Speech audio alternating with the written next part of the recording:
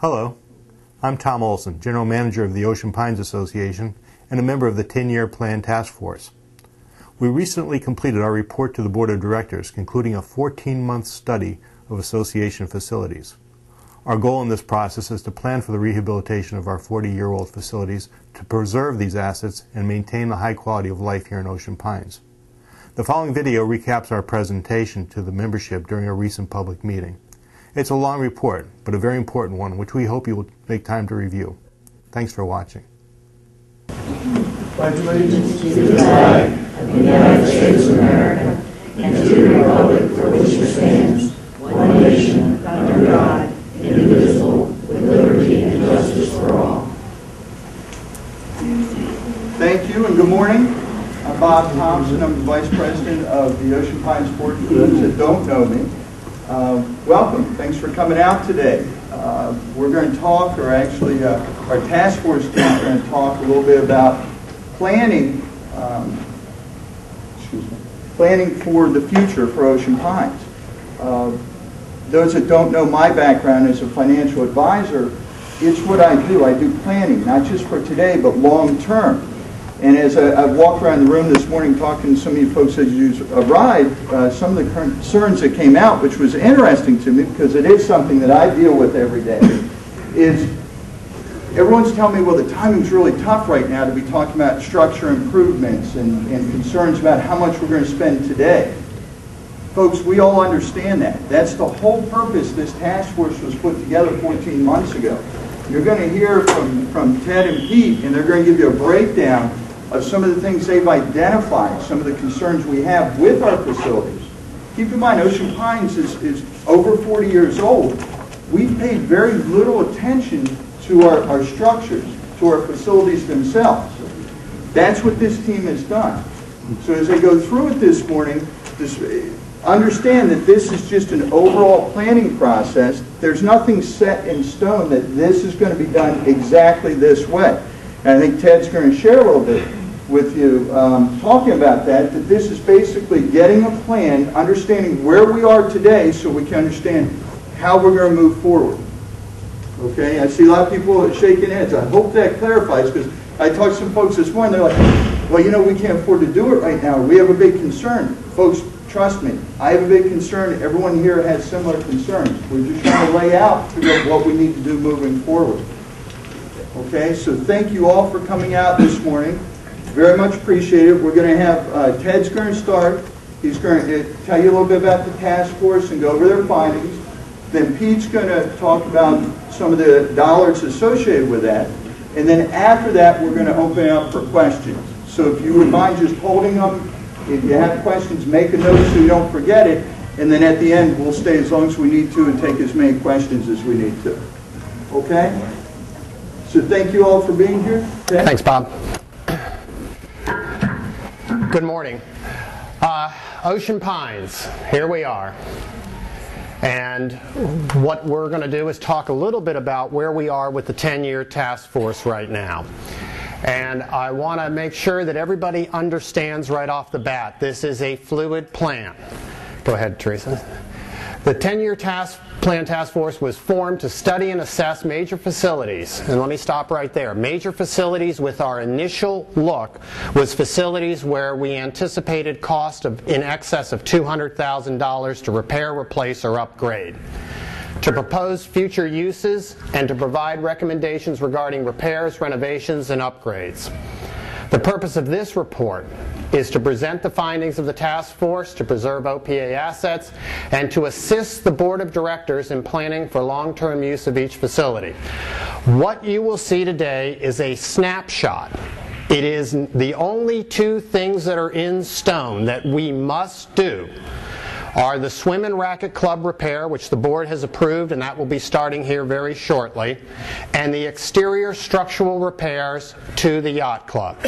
Everything else is fluid. This is a snapshot at one point, and it also does not include a lot of other facilities that have to be plugged in here going forward, some of which are dependent on whether we are funded by the county for roads and other infrastructure as we go forward.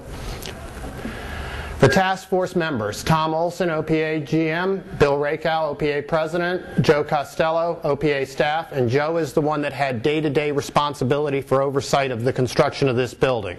So he has some experience here in helping to bring things in on or under budget. Carrie Nelson, Director of Public Works and CPI and snowplow driver. Bill Sieg, who's a resident, one of our younger members. He's an architect with Becker Morgan and was invaluable in helping us go through this. Pete Gomsack, who you'll hear from in a little while, OPA Treasurer, myself. Dave Stevens, an OPA Director, and Jim Duke, who's a resident and a member of the Comprehensive Planning Committee. In addition to that, at our meetings, we had various members of the press. We had Marty Clark, another OPA Director, attended almost every single meeting we had, as did Les Purcell. So we had a lot of comments and a lot of input from others as we went along.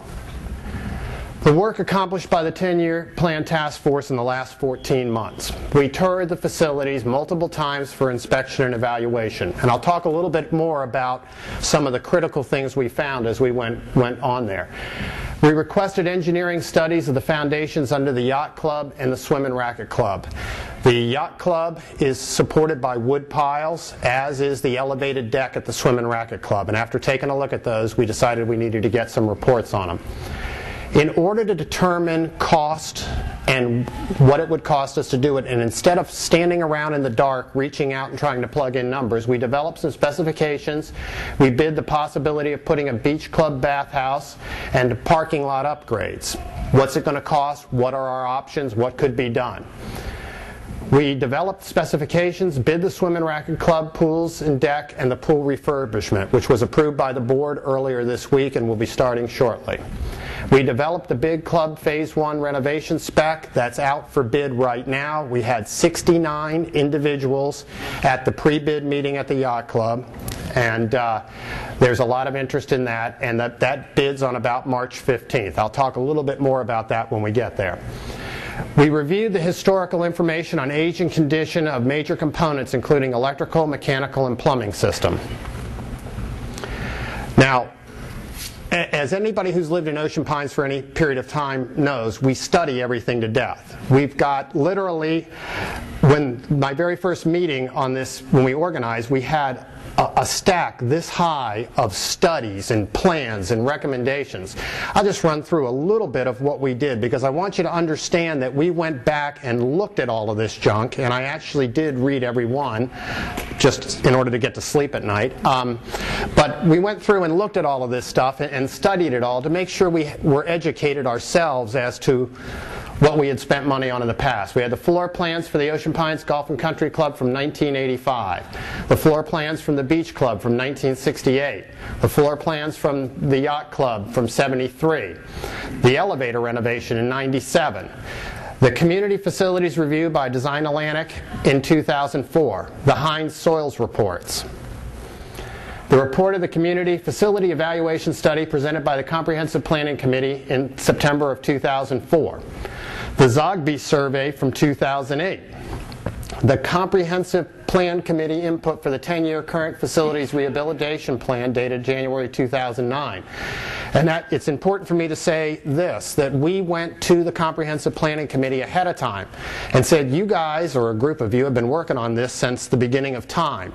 Put together your recommendations to us in a coherent document that we can get through and make sure we've got the input from the Comprehensive Planning Committee. And they did that a year ago, January.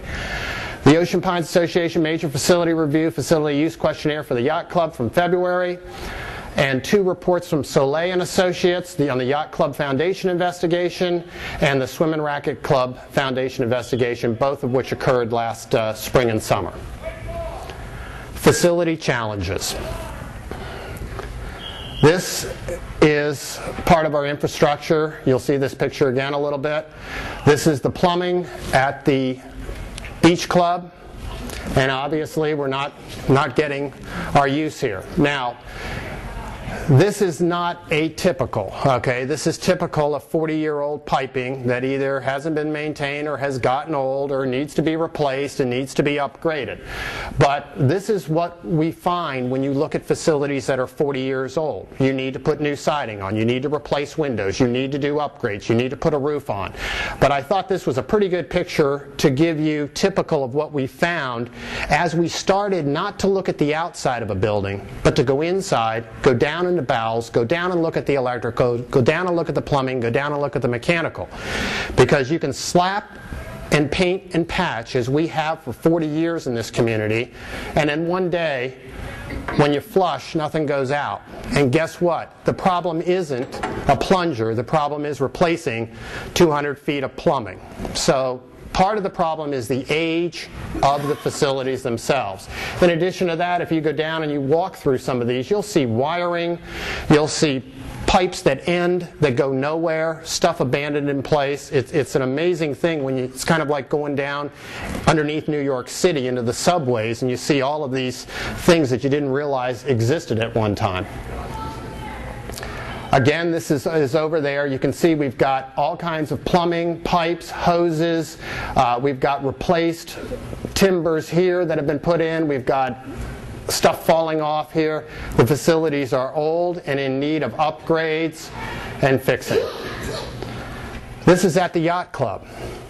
And all of you know where the decks go around the yacht club. And this is cutting off one of the posts that support the upper level decks at the yacht club and the roof on the second deck. That's all rotted wood in here. And the board had to take immediate action last spring, as those of you who have been to the yacht club and look at the posts where you see double posts running up, in order to shore that up just to get us through last summer.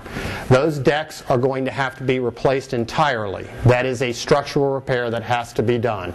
And this is typical of that area over there.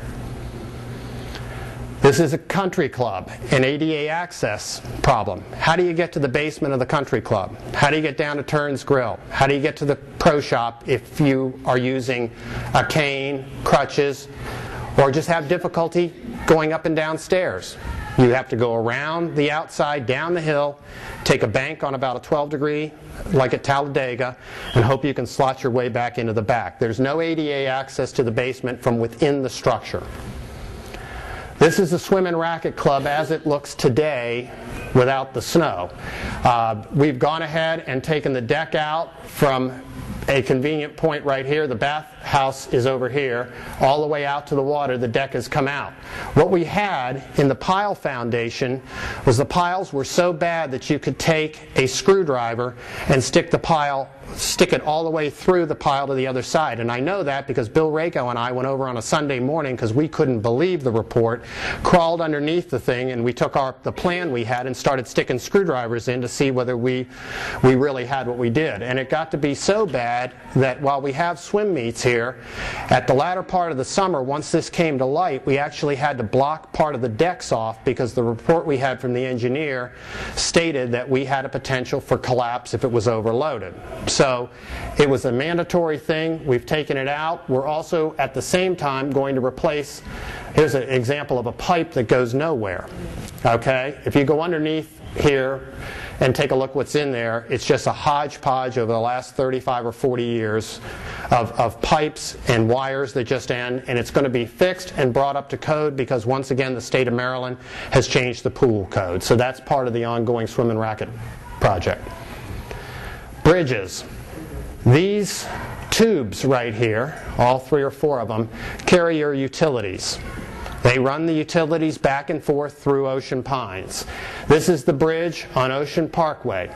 We have a study that was done by Ocean Pines that says we have about 2, maximum 3 years for either major repairs or the bridges have to be replaced. Now the good news is that through the auspices of the Ocean Pines Management and Board of Directors, we've gotten Worcester County to take these bridges from us. We still have to contribute a portion of the cost of repair, but we don't have to eat the whole thing, which we were going to have to do prior to this. Next one. This is the next bridge. This is the bridge that goes Country Club Drive Bridge. And this one is particularly difficult if it ends up having to be replaced because there is no other road to get back to those houses back there. If that bridge has to come out, we have to construct a temporary road through the golf course to get the residents that live back there out, or hope they can swim, one of the two. So that's going to be it. Again, you see the utilities going back here as you go in. Now the interesting thing is, those of you that go out on boats and go down the long canal that winds you all the way back into the deepest, darkest parts of Ocean Pines, the next time you go under the bridge, and I know most of you probably duck out of just a sense of it, take a look up. Look up and see for yourself the spalling of the concrete, the rebar that's exposed. It's not an imminent danger. We've got a report that says it's 2 or 3 years, but it has to be done, and we're going to have some of the cost involved in Ocean Pines. That's something we need to plan for. It's not going to disappear. It's going to happen. This is the North Gate Bridge, and while we've done a lot of work, and I think we put at least 2 different signs up there depending on what we're doing, we've done a lot of work up there and it looks architecturally sound, but again it's popped up on the bridge situation for the understructure of that. In addition to that, when 589 expansion goes on, we have to look at how that's going to affect our traffic pattern coming in and out of the north end of Ocean Pines. So all of that's going to play into that. Again, we're going to have some expense connected with this bridge at some point here in probably the next 3 to 5 years, depending on what the Worcester County latest engineering reports say. Task force recommendations. Let's talk swim and racket first. Now you will probably hear the word complex a few times, because what happened very easily to us as we started to look at things is that on a lot of our facilities it's not one building or one pool or one tennis court. It is a group of interactive facilities or parts that work in here. So when we look at the Swim and Racket Club, we look at 4 tennis courts, parking. In here is a basketball court, the baby pool, the bathhouse, the pool, existing pool, a little beachy area where occasionally you'll see like Hobie cats and little boats, I think from Salisbury College there that they use for sailing classes, a little marina we have in here, and a pavilion, picnic pavilion, and additional parking as you go back in here. So this is, when we talk swim and racket club and pool, we're really talking swim and racket club and pool and basketball and tennis and marina and pavilion here. So it's all part of that swim and racket complex. We have found, as we stated, we have foundation repairs. They are now underway, or will be here shortly once we execute a contract. Now let's talk a little bit about what we're doing in here. And what we're doing in here is a concrete deck, which is what you normally see on a commercial pool. But we did not walk into this predisposed to a concrete deck. We said, okay, what do we want to do? Come back to us with the possibility of a wood deck replacing, come back to us with the possibility of a concrete deck, which was recommended by all the experts and the pool people, or come back to us with a composite like a Trex or an ATEC or something like that. And we actually spent a little bit of extra upfront money to have a set of drawings done that showed it both ways, so that when we came back to the board, we could say, look, we've looked at it both ways. We didn't predetermine that we knew best. We looked at it both ways. Turns out that the concrete deck, and it's Harkins Concrete from here in Ocean City, big commercial concrete, since they have their own plants and they make their own stuff, their price was nearly, I think, about $100,000 less expensive for concrete than the other people were, and they were actually still less expensive for concrete than the composite decks were. So we chose to go to recommend concrete to the board, which they've approved. So that's going on right now. This is the little sandy area we talked about from the overhead with some of the Hobies and the beginning of the marina, and that's back out to the St. Martin's River. The interior of the facility needs a facelift to bring it up to grade. This is the outside. You can see the boards. There's the existing facility. At some point, we have to renovate the interior bathhouse structure, including the restrooms, in a future phase. All of this is future. We've identified it as an issue, but it's not a priority for the association right now. It can wait and be pushed out some years. Action plan for immediate. Repair the deck foundation and the deck around the pool. And that includes cutting the piles off, basically at grade, and putting concrete pilasters up or concrete columns up and a concrete deck in there. Upgrade the plumbing to current code. Since boatload of the plumbing had to be fixed, we said, let's go ahead and bite the bullet. We had a good filtration system because that had been replaced just a few years ago. But we said, let's go ahead and get the rest of that pool up to code so we don't have to screw with it. Resurface the pool. And here's an important thing. It wasn't part of the cost of this because it was being done as part of bulkheads, but there's a bulkhead that runs along the marinas on both sides, and it was not scheduled to be replaced this year. We were working on other bulkheads, and we talked to Kerry Nelson, who's Director of Public Works, and it falls under his purview. We were sitting in a meeting and we started brainstorming, well, why don't we go ahead and flip-flop where we put the bulkheads in? Let's put these in now, this year, accelerate them a year, and push the other one back a year if we can, because that way we're not spending money twice. Let's go ahead and fix it right the first time so that the follow-on work doesn't impact that. So we've gone ahead and done that. At the same time, we've replaced the decks at the marina area. It's a relatively minor area, so that area is going to be fixed, and other than maintenance, we shouldn't have to mess with the pool deck itself, the marina bulkheads, or the marina deck going forward. This is some of the existing swim and racket club. This is when I talk about replacing the decking, we've replaced this, and right in here is where the bulkhead is, and it goes around the corner down here for a ways. This is some of the exposed beams on the existing building. Again, we're putting this back to another phase sometime in the future, hasn't even been determined. This is the existing fencing that is now gone. The deck is gone. This right here is right here. This is the side that still remains and will remain for the time being for a future phase to be cleaned up. So we did what we had to do there from a structural and a safety manner, and what made sense as long as we were in there fixing. We didn't mess with the building itself, we didn't mess with the rest of the deck or any of the other stuff in this phase. Phase 2, rehab the existing bathhouse and the remaining deck that we didn't do. Rehab the basketball court and parking lot, replace the tennis courts, and rehab the picnic pavilion. These are things that we've identified. They're in the future somewhere, okay? And that's going to be fluid as to how important is it. Right now, it's not important enough, nor is it in bad enough shape that we have to act on it, okay? But we did identify that if you start looking 3, 5, 10, 15 years out, don't forget we're going to have to do this stuff at some point. So let's at least have it in the back of our minds going forward. The Yacht Club Complex, and this one probably is the best to talk about complex on. Again, rather than just look at the Yacht Club or at the Mumford's Pool, we said let's look at the whole picture here. So what do we have here? We've got a boat launching ramp here.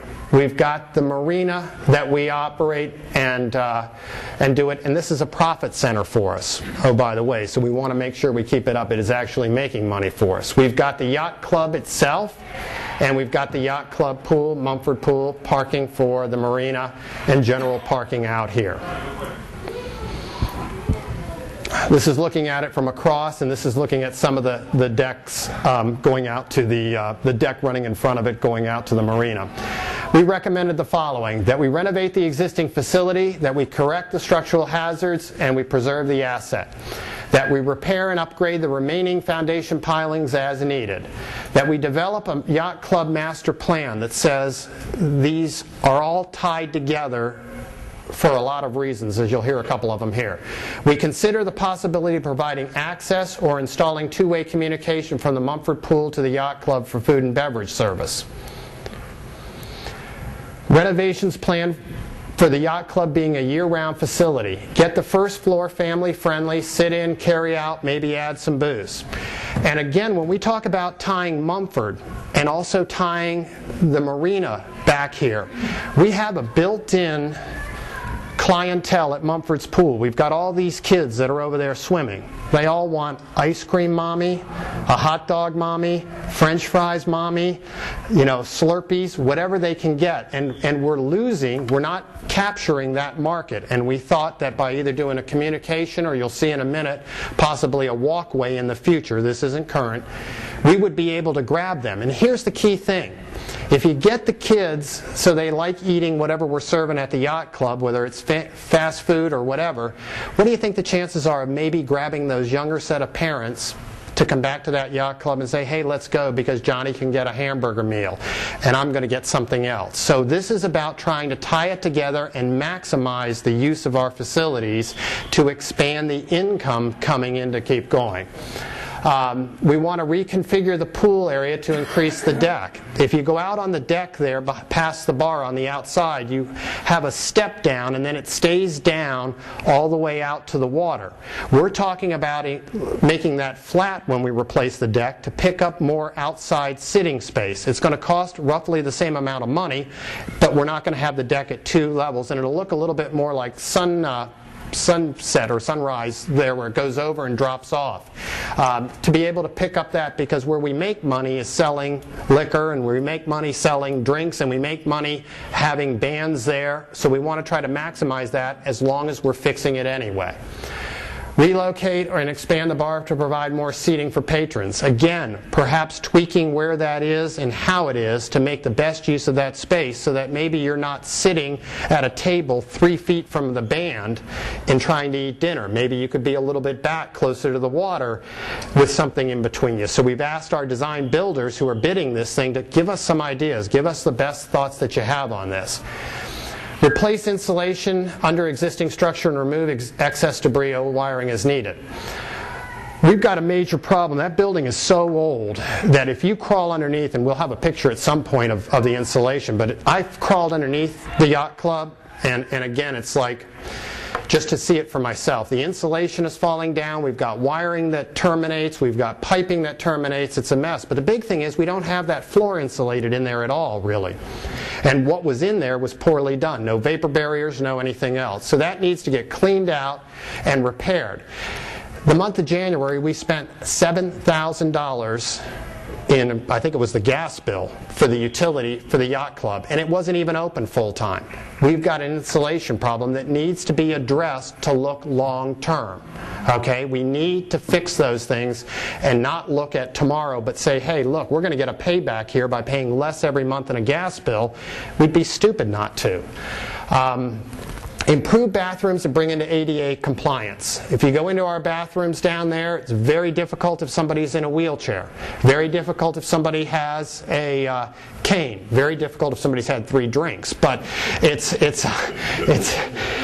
something we need to do. We have to remember that we have an eclectic community. We have everything from young families to not old, but seasoned veterans here, okay? And they need to be able to have both of those groups, the little kid and the seasoned group, need to be able to have access to restrooms and facilities that at least meet the code and meet their needs. And that's part of what we need to do when we take a look at this. We need the ability to approve servers, expand available dock access and direct phone or intercom out to our fueling station. We need to have the ability to have somebody call the yacht club and say, hey, I want to pick up 15 sandwiches or something like this because I'm taking my boat out onto the St. Martin's River and docking. Why don't we have a place where we can stop? They can call it in, we can run it out to them. It's cheap, it's easy, we don't have any tables to clean up. So again, in looking at the whole picture and trying to put it together, and it's relatively inexpensive. It doesn't cost a whole lot of money to have an intercom or a phone from the marina back to the yacht club. So we're looking at that. We need to replace all decks, fix any sightline things we can, and take advantage of the views and increase the deck areas. Basically, in looking at the yacht club, if you look at it today, all 4 sides, the decks all have to go. I've showed you the picture of the rotting. I've showed you where we've done some emergency work in there. Those decks are all going to go.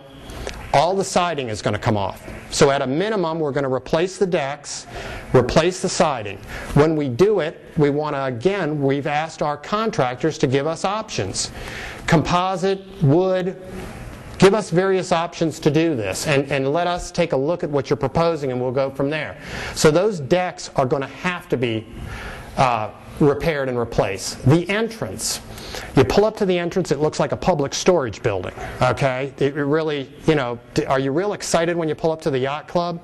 No, okay? So what we said, there was a design that had been approved by the board about a year ago or so to put a canopy on the front.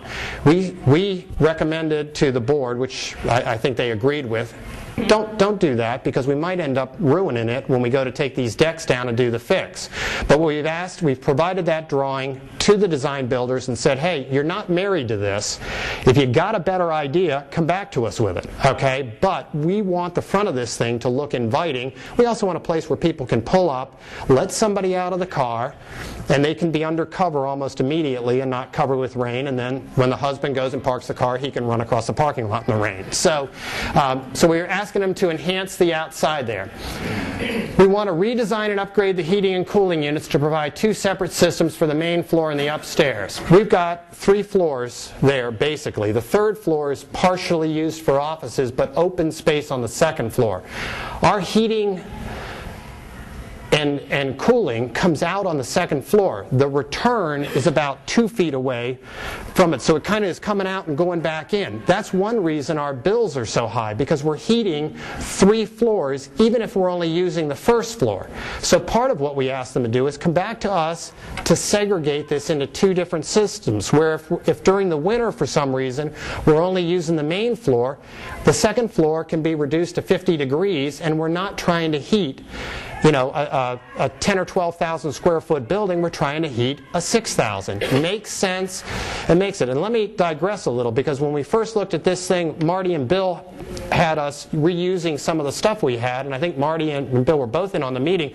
We went to 2 separate units here because the payback for us was about 3 years in utility savings. So we're trying to think smart, not only now, but going forward. Yacht Club pool. This is the pool. Right over here is the yacht club itself, and obviously the water here. We've got to replace the yacht club pool pump room. These are the bathrooms, and underneath here is where the pump room is. And the pump room contains all the electric and contains all the plumbing. That pump room is actually constructed below the level of the water in the marina. Guess what happens every time it rains? We've got live electric wires. It floods it. So part of what we want to do is bring that pump room up. We're going to have to be creative with it and squeeze it in because we got some property line concerns, but that's part of it. Second thing is we're going to replace the wood deck around here. Now, I had heard, and I didn't believe it, that we were having splinter problems, so my neighbor who's down here part-time but goes to the yacht club when she's here every morning to steal a table. She's got to get a table in front of everybody else, and those of you who use that pool during the day probably know what I'm talking about. So it's like war over there in the morning to get a chair. But she reported to me a number of them that did have it, where people are getting splinters and problems. And again, and in fact, a year ago we had somebody had to go to the hospital. The splinters were so bad. Plus the decking is basically had its life. When we bid that out next fall, none of this would happen until next fall if the board approves it. When we bid it out, again, we're going to ask for options. Concrete, composite, wood. Let them come back to us, and then we can make recommendations to the board and let the board decide what they want to do. So for the pool, really we only have 2 things, and that's to get that pump room so we're above grade, and to replace the wooden decking at some point. Some of the existing yacht club pictures. Here is out on one of the decks. That's one of the stairs. We've got leaking water coming through there, a lot of buckling here. You'll see a lot of pump nail heads. Again, these are the columns going up from the 2nd floor up to the roof. That's the column when you cut the column out. That's the rotten area. Underneath, this is typical of the insulation underneath the building. You can see it all hanging here. You see the paper showing, no vapor barriers or anything else like that. This is kind of looking down the deck. You can see we've got all kinds of problems in here with leakage. One other thing I'd mention on these decks, for some reason, a lot of the decks don't pitch away from the building, but underneath the deck, where they've put in like roofing material, they pitch towards the building. Well, I don't have to tell you, after 40 years of pitching water towards the building, no matter how good a job they did when they sealed it and put the deck down, after 40 years, guess what's happened? The water's gotten into the fascia boards and everything. You know, the typical things that you find when you run into that kind of situation. And this is a typical bathroom in here with everything exposed, tight quarters, kind of falling apart a little bit here. Yacht Club Phase 2 repairs. There's no timetable on this. May happen, may not. But our recommendation is that we consider the following at some point in the future. Reconfigure the parking lot access and install a walkway to allow travel between the Yacht Club dining facility and Mumford's Landing pool. Again, if you looked at that overall picture, we don't want kids walking through the parking lot. But if we just made a little path for them and you said, hey, here's $2, go get an ice cream cone, okay? Bingo. The markup on that is great. It doesn't cost us any more people. Create an outside picnic area adjacent to Mumford's Landing. Now, we're not talking about building the Taj Mahal. We're just having a place where you could have tables, where you're not sitting on the deck there with ice cream and food and all of that stuff. It's a great place for grandparents or parents to be able to sit and shoot the breeze, still be able to keep an eye on their kids coming and going at the pool. Schedule the Mumford Pool landing and bathhouse rehabilitation in the out years. And this is an important thing, because part of what we're doing is not looking just 10 years. We're looking out and just plugging things in. When is the life cycle? What is the life cycle of the structure? And we don't think we need to do anything at Mumford Landing Pool right now. We don't think we need to do anything at the bathhouse right now other than the normal maintenance. But some point in the future, 6, 8, 10 years out, we're going to need to plug that in, that we're going to have to spend money on roof or bathrooms or other things that are going to occur. So we don't have to spend the money today, but we're crazy if we don't plan and say, hey, at some point we need to do this. Golf and Country Club. Okay, you look at this picture and you think, oh my God, this is great. Let me put my house in here. But look at the building. This, for instance, I'll give you, when you pull up, you're coming in this way down Country Club Drive. First thing you see over here, and you see the truck unloading today's order of Coca-Cola. So the first thing you see when you pull up is the loading dock. You really don't ever sit in front looking at the building itself. You've got all kinds of little hodgepodge additions that have gone on here. And for ADA access, if you want to get down to Turns Grill or you want to get to the golf thing, you actually go down a hill, hang a left and go around here. And it's a fairly steep ramp in there. So I was thinking maybe we could get a go-kart track and we'd be okay. But so this is what you've got. Looking at the overall view, it's great. Looking at the building itself, it's not so great. The vision. The country club has the potential to serve a much larger portion of the population. One thing we have to look at here is you can't build buildings or fix buildings and do it aimed at a small segment of people. We got to try to serve as many people in the community as we can. This building, and you hear the kids over here playing right now, they wouldn't have been able to play in here if we hadn't done it. This building is full basically 7 days a week. We've got groups in here all the time doing things, using this facility the way it was intended to. We can't have a building that's sitting out here that's only used by a small group that doesn't have the ability to serve other members of the community. And in doing that, we took a look at the park and we took a look at their community center and some of the things that they have in there that serve other slices of the community. And among the things we talked about possibly doing is putting in a small workout facility. You have people that come down here on the weekend from DC or Baltimore or up here and don't have a treadmill or a Stairmaster at their house. If they could come over and maybe we have a card swipe that they pay X dollars, $5 a year or something or whatever, just something to cover our cost and get us back there, it could be something that they could use. They could share the golf locker rooms. Secondary, being able to use it.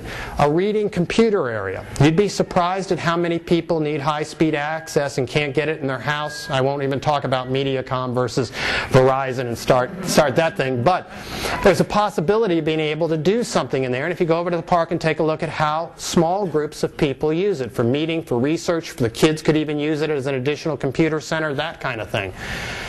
An area where exercise, dance, etc. classes could be provided. And I'm not talking about a room this big, but maybe a quarter of this, where you might have a wood floor where if somebody wanted to come in, practice tamp, ballroom dancing, those kind of things, any of that stuff, it's a function that allows us to do more things with the same building. Couple of observations. The layout and ambience of the current Turns Grill is inadequate. We need about 50 seats down in there. If you've gone down in there, you're down in the basement, and you're kind of on the back end. I don't know how many of you have gone down there. Catering alone does not justify a larger facility. All right?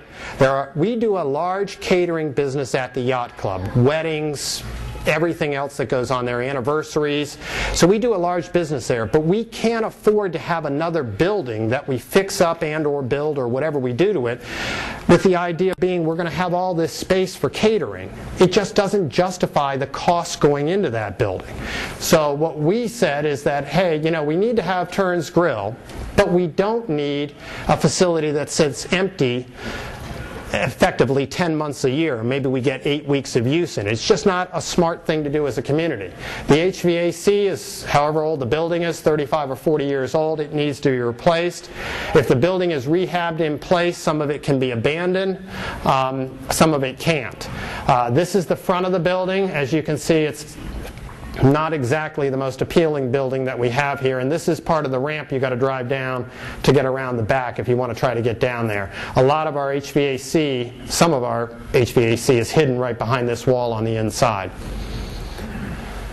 Current pro shop is adequate but located in the basement. The locker rooms are not adequate and not ADA compliant. Some of the hallways to go in there are literally about this wide. Okay, so you can't get back into some of the areas because they're not ADA compliant. ADA issues at the entry and access to the lower level we've talked about. We've had significant leaks from the upstairs bar and possibility of mold. I've been in the ladies' locker room, and we popped ceiling tiles, and you can see where the Coke syrup over the years has drained through the floor and covered the inside of it. So we've got some issues from age. And again, this is 35 or 40 years of use and reuse and hidden problems that nobody really knew about till we started popping ceiling tiles and looking to see what we really had there. One possibility going forward is combine the golf cart storage on the lower level with the upper level being the pro shop and the grill, and that would actually eliminate a building. That would eliminate having to maintain a building. That would eliminate having to repair and replace a building by using that thing to have on the first floor, the pro shop, the grill, any of these little ads we've talked about, and then using the bottom to store the golf carts. We don't need to have a whole separate building for that. So that's a thought process going forward. We recommend the following. Design the structure to take advantage of great views. Upgrade the locker rooms to meet current building codes and ADA requirements. Add a small exercise facility which could share locker rooms. Retain the pro shop and incorporate cart storage. Reconfigure Turns Grill facility to provide a bar, 20-plus seats, and eating accommodations of 50-plus. The facility would be used to service golfers and others and appropriate-sized catering events. In other words, we're not going to build a big catering hall over there. Timing. This is a couple of years off at the earliest. It's not the highest on priorities. We've got these other issues that need to be taken care of. But this is our thinking going forward. Some existing photos. As you pull up to the country club, there's the storage. There's the loading dock right over here. This is your first view as you're pulling in to see the country club. Some of the hallways, outdated, lack of lighting. These are the stairs to the basement where there's no ADA access currently. This is looking at it the other direction. And for those of you that need to get to the upper floor, here's your elevator. So we can put you on there along with 4 boxes and ship it up. The good thing is if it stops, it's only about a 6-foot high ride, and you don't have to worry about being claustrophobic because it doesn't have a top or barely has sides. Going into the kitchen, which is one thing we did. Just take a look at the hodgepodge of wiring, pipes, and plumbing that you have in there. Again, it's been upgraded, fixed, patched, and painted over the last 35 years. And in some cases, all they did was go in and disconnect a pipe and put a new pipe in and leave the disconnected stuff laying around. Same with electrical. You'd be amazed if you went underneath the, even underneath the Swim and Racket Club, when we went underneath there'd be a wire running across in bare strand, and we thought, is that live? And I tried to get Rakow to stick his tongue on it, but he didn't. He may be a Marine, but he was smart enough not to do that. No offense to the Marines, so I don't get killed here. But we've got a lot of little problems in there that need to be addressed as we go forward. Beach Club. This is the beach club here. Obviously the Atlantic Ocean, the beach club proper, the pool, our parking lot. And for all of you that are wondering, where is this parking lot that Leighton Moore keeps talking about? Where is this lot that they keep talking about selling for $1 million? Right here. It's 100 feet wide. I looked at the plat plan the other day. It's 100 feet wide. It goes back to here, and where this little lip is, this is all wetlands. Obviously, I don't have to tell you, you can't do anything with wetlands unless we get another hurricane that wipes them out. And then there's a little bit of usable space up in here. But really, this is what we get paid for right now, this little bit of parking. Now, a couple interesting things here. This is the Grand Gateway, where you can probably buy a place for about 1/3 the price it was when they opened. But our people come in down here, and they hang a right, and then they pull in here. Now, the one thing I want to say before we get too far into this, this is our most popular amenity. Out of about 8,400 owners and properties here, more than 3,000 families buy passes to the beach club. Okay, and that's an important thing to understand. And what happens right now is traffic backs up on Route 1 there, or the main drag through Ocean City, comes down here and turns in.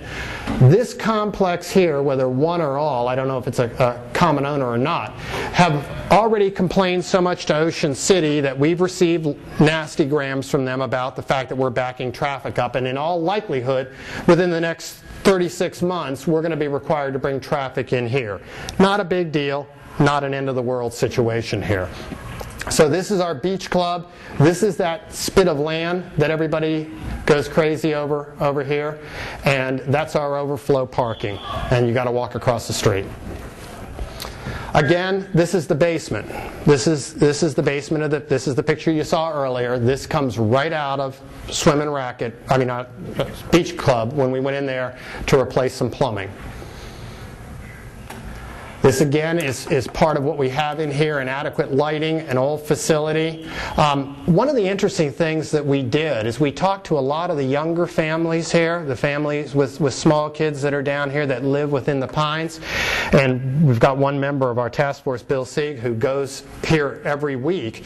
And the biggest complaint of the younger families, and if you talk to Parks and Rec and all of that stuff, is the condition of these bathhouses, that they're underground, they're moldy. If you've walked through them, they're a mess. And they're kind of like any old place. When you flush a toilet, God help you if you're underneath the shower, because you're going to get scalded. Now, all of that can be fixed. It may be able to be fixed in place. It may not be able to be. But this is what we have, and this needs a facelift. We owe those families who are supporting our best profitable amenity a decent place, a place where they feel comfortable sending their kids down to change or to take a shower and do things like that. So it's, again, a big picture down there. Some of the pictures, this is underneath going towards the pool. Around the corner is where the bathhouse enters. This is a ventilation system, which I'm not even sure what it goes to, but if you can't really see the picture real well, but if you walk over there and look at it, I'm not sure that we're not spreading more stuff rather than ventilating it through that system. Again, a hodgepodge of pipes, things wrapped and done. And let me digress for a minute. I'm not saying that previous boards or previous people that have lived here for 40 years or previous management have done it. The fact of the matter is plenty of blame to go around over the last 40 years. The question is, the problem is ours. It's in our lap. We can't punt. We've got to start talking about what we're going to do going forward.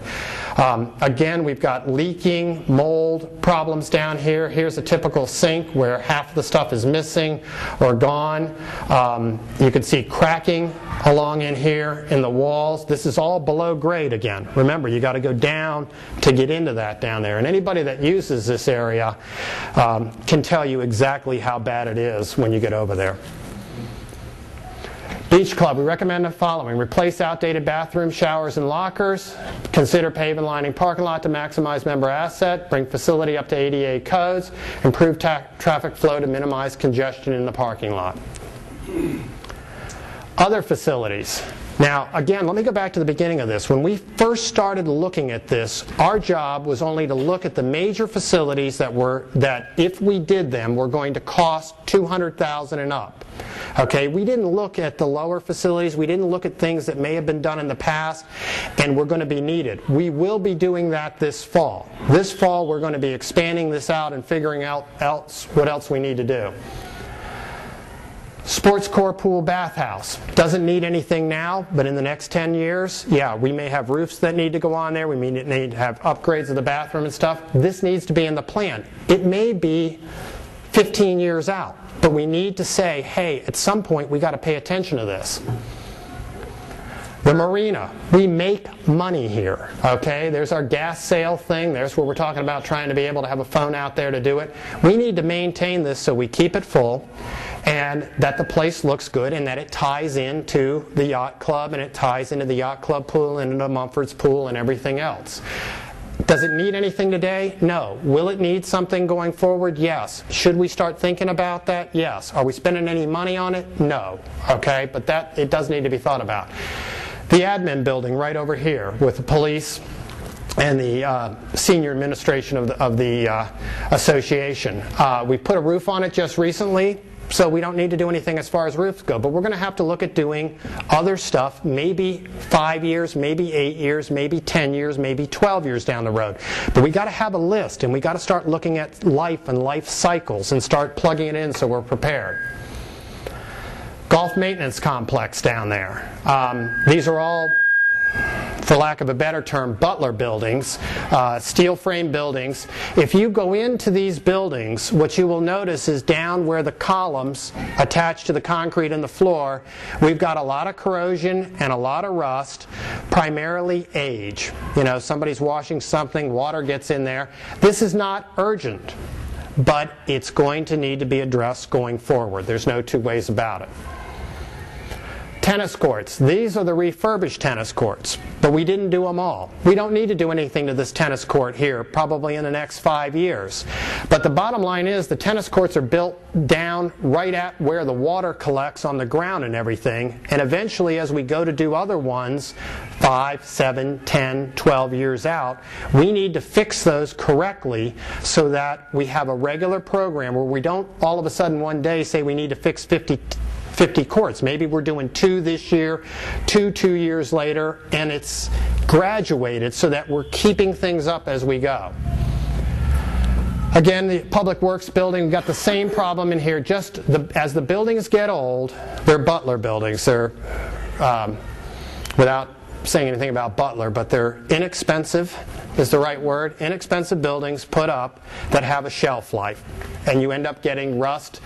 Those of you who know about Ocean Downs down here where they're trying to put the casino in, one of the big things that they found besides the asbestos was that all the steel frame structure in that building had started to rust through to the point that he couldn't reuse it, that the structural engineer said you couldn't. On a micro scale, over a period of time, we have the same problems down here. If you remember this building before it was done, and if you looked at some of the steel framing that was in here, you saw the same kind of thing due to age. Not an immediate priority, but something that when we come back next year, it will be light years out, but it will be in the plan. Again, Public Works, same kind of thing. Mumford's Landing Pool. Building looks great, doesn't need anything. Somewhere down the future, we need to plan for that. Okay, we just need to have it in the plan. And that plan is a living document. We may say it needs something in 2020. We get to 2018 and we say, hey, we got 2 more extra years of shelf life. Push it back because we've got a problem somewhere else. But we do need to plan. If you don't plan, you end up with what you got right now. All right, I'd like to go ahead and turn it over to Pete and let him talk a little bit about the financial recommendations. Thanks for coming out this morning. Before I get started here, I'd like to offer up 2 comments. Ted referred a couple of times to Bill Rako, and Bill is the president of our board. And I know most of you know who Bill is and what his role is, but we have some relatively new people here as well. Besides the familiar faces, we have one couple who moved in last Saturday. Would you raise your hands and welcome, okay? So Bill Rako had intended to be here this morning. He left after our January board meeting to go to Florida, where he has a place in Naples. He came in this week for the board meetings and other functions and intended to stay through today. But quite frankly, Bill's wife needs him in Florida, and his priorities are in order. And I would just say all of us send our best wishes and prayers to Bill and Lanny. So the other thing I'd like to say is to the gentleman who gave the presentation up to this point in time, I think deserves a very special thank you. We had a volunteer appreciation night Thursday night over at the Yacht Club, and really, really well attended and a good function. Ted was not able to be there, and I think of all the volunteers that I saw that night and all the volunteers that are in this community, none has, I think, contributed more over the last couple of years than one Ted Maroney. I'm a volunteer too, and my compensation is the same as his. I'm retired, however, as many of us are. Ted is not retired and does not live full-time here. He has a place in Ocean Pines, and he commutes from the Washington area to come in for our task force meetings and to do all the stuff that he does. He oversaw the effort to build this particular building here, led that task force. He's been the coordinator of our 10-year plan task force, and his leadership and dedication and commitment have just been superb, and I'd like to recognize that.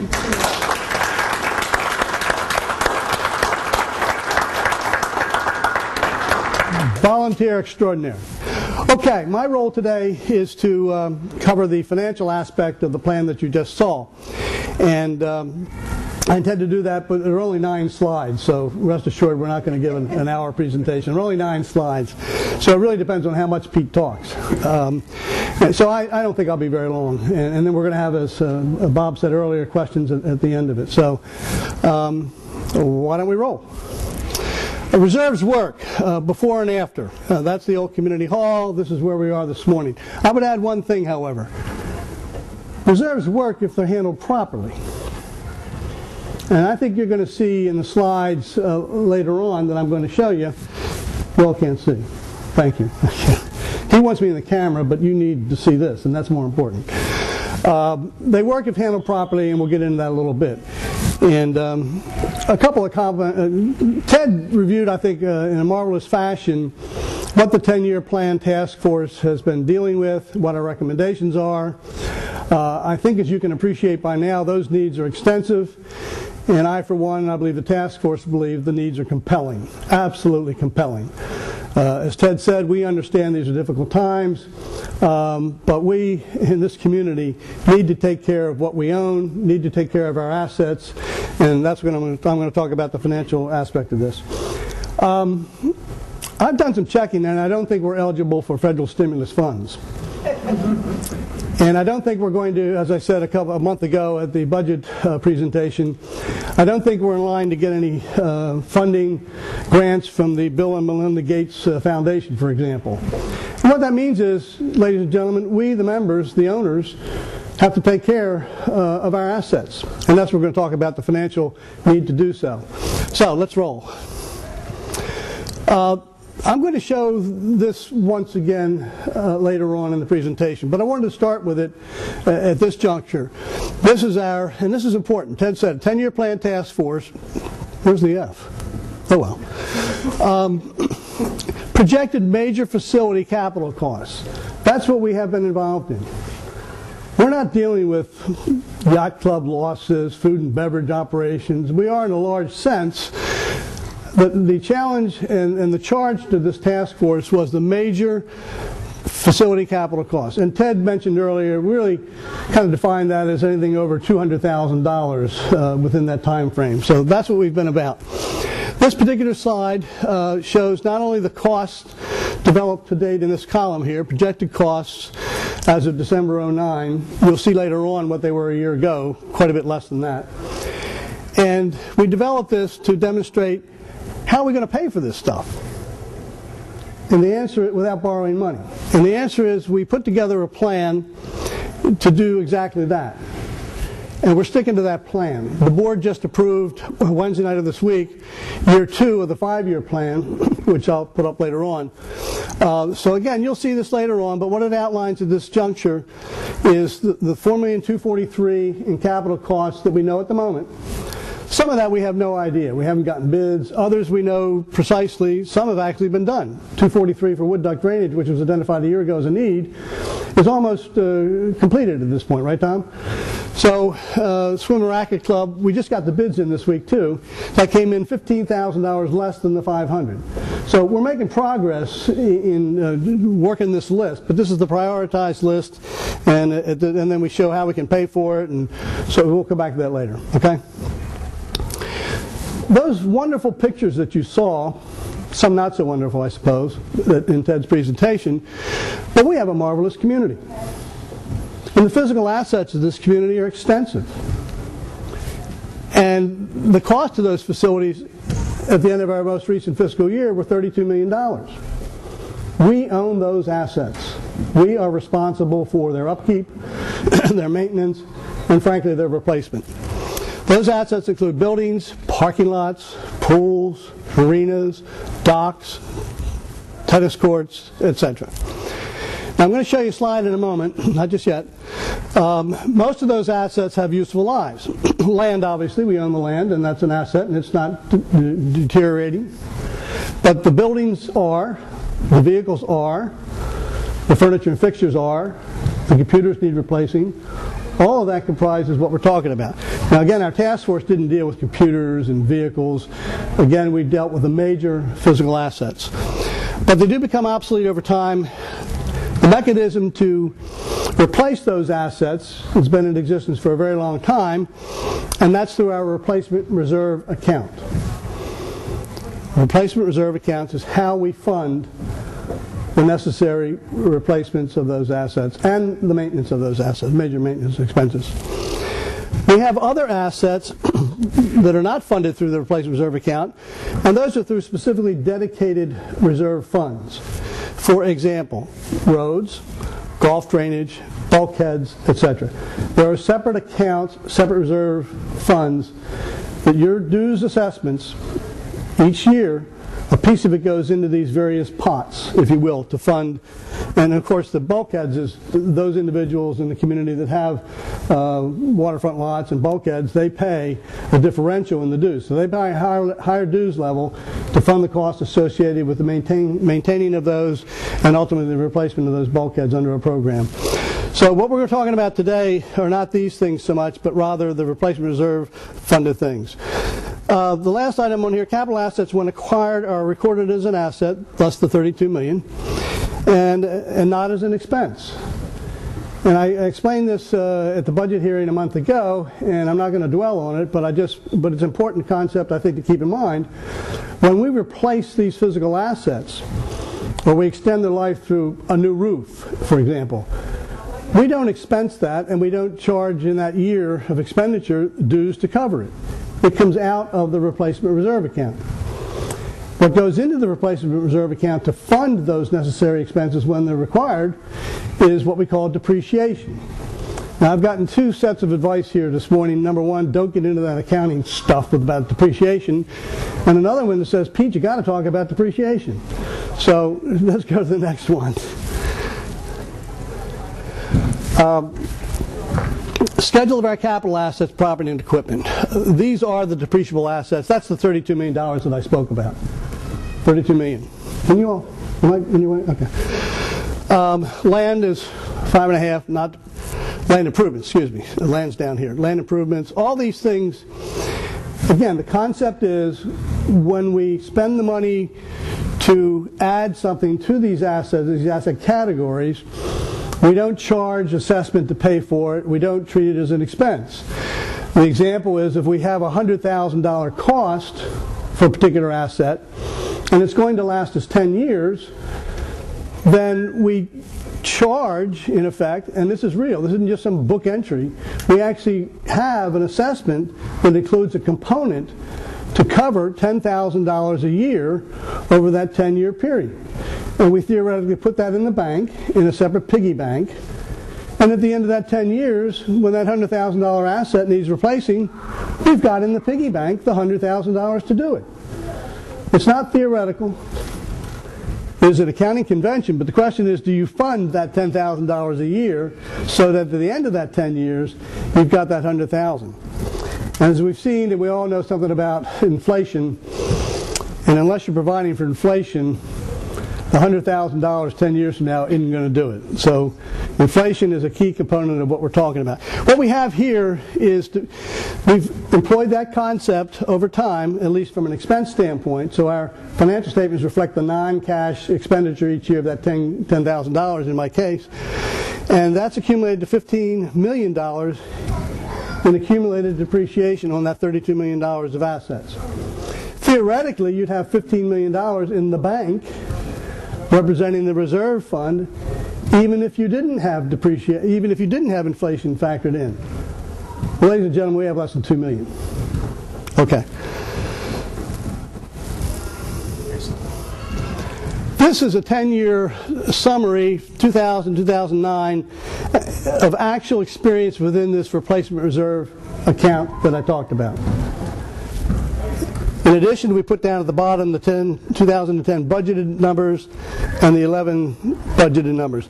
This is actually, we're a couple months from the end of the year. Our fiscal year ends April 30th, so here we are at the end of February. We got 2 more months to go in this particular fiscal 2000.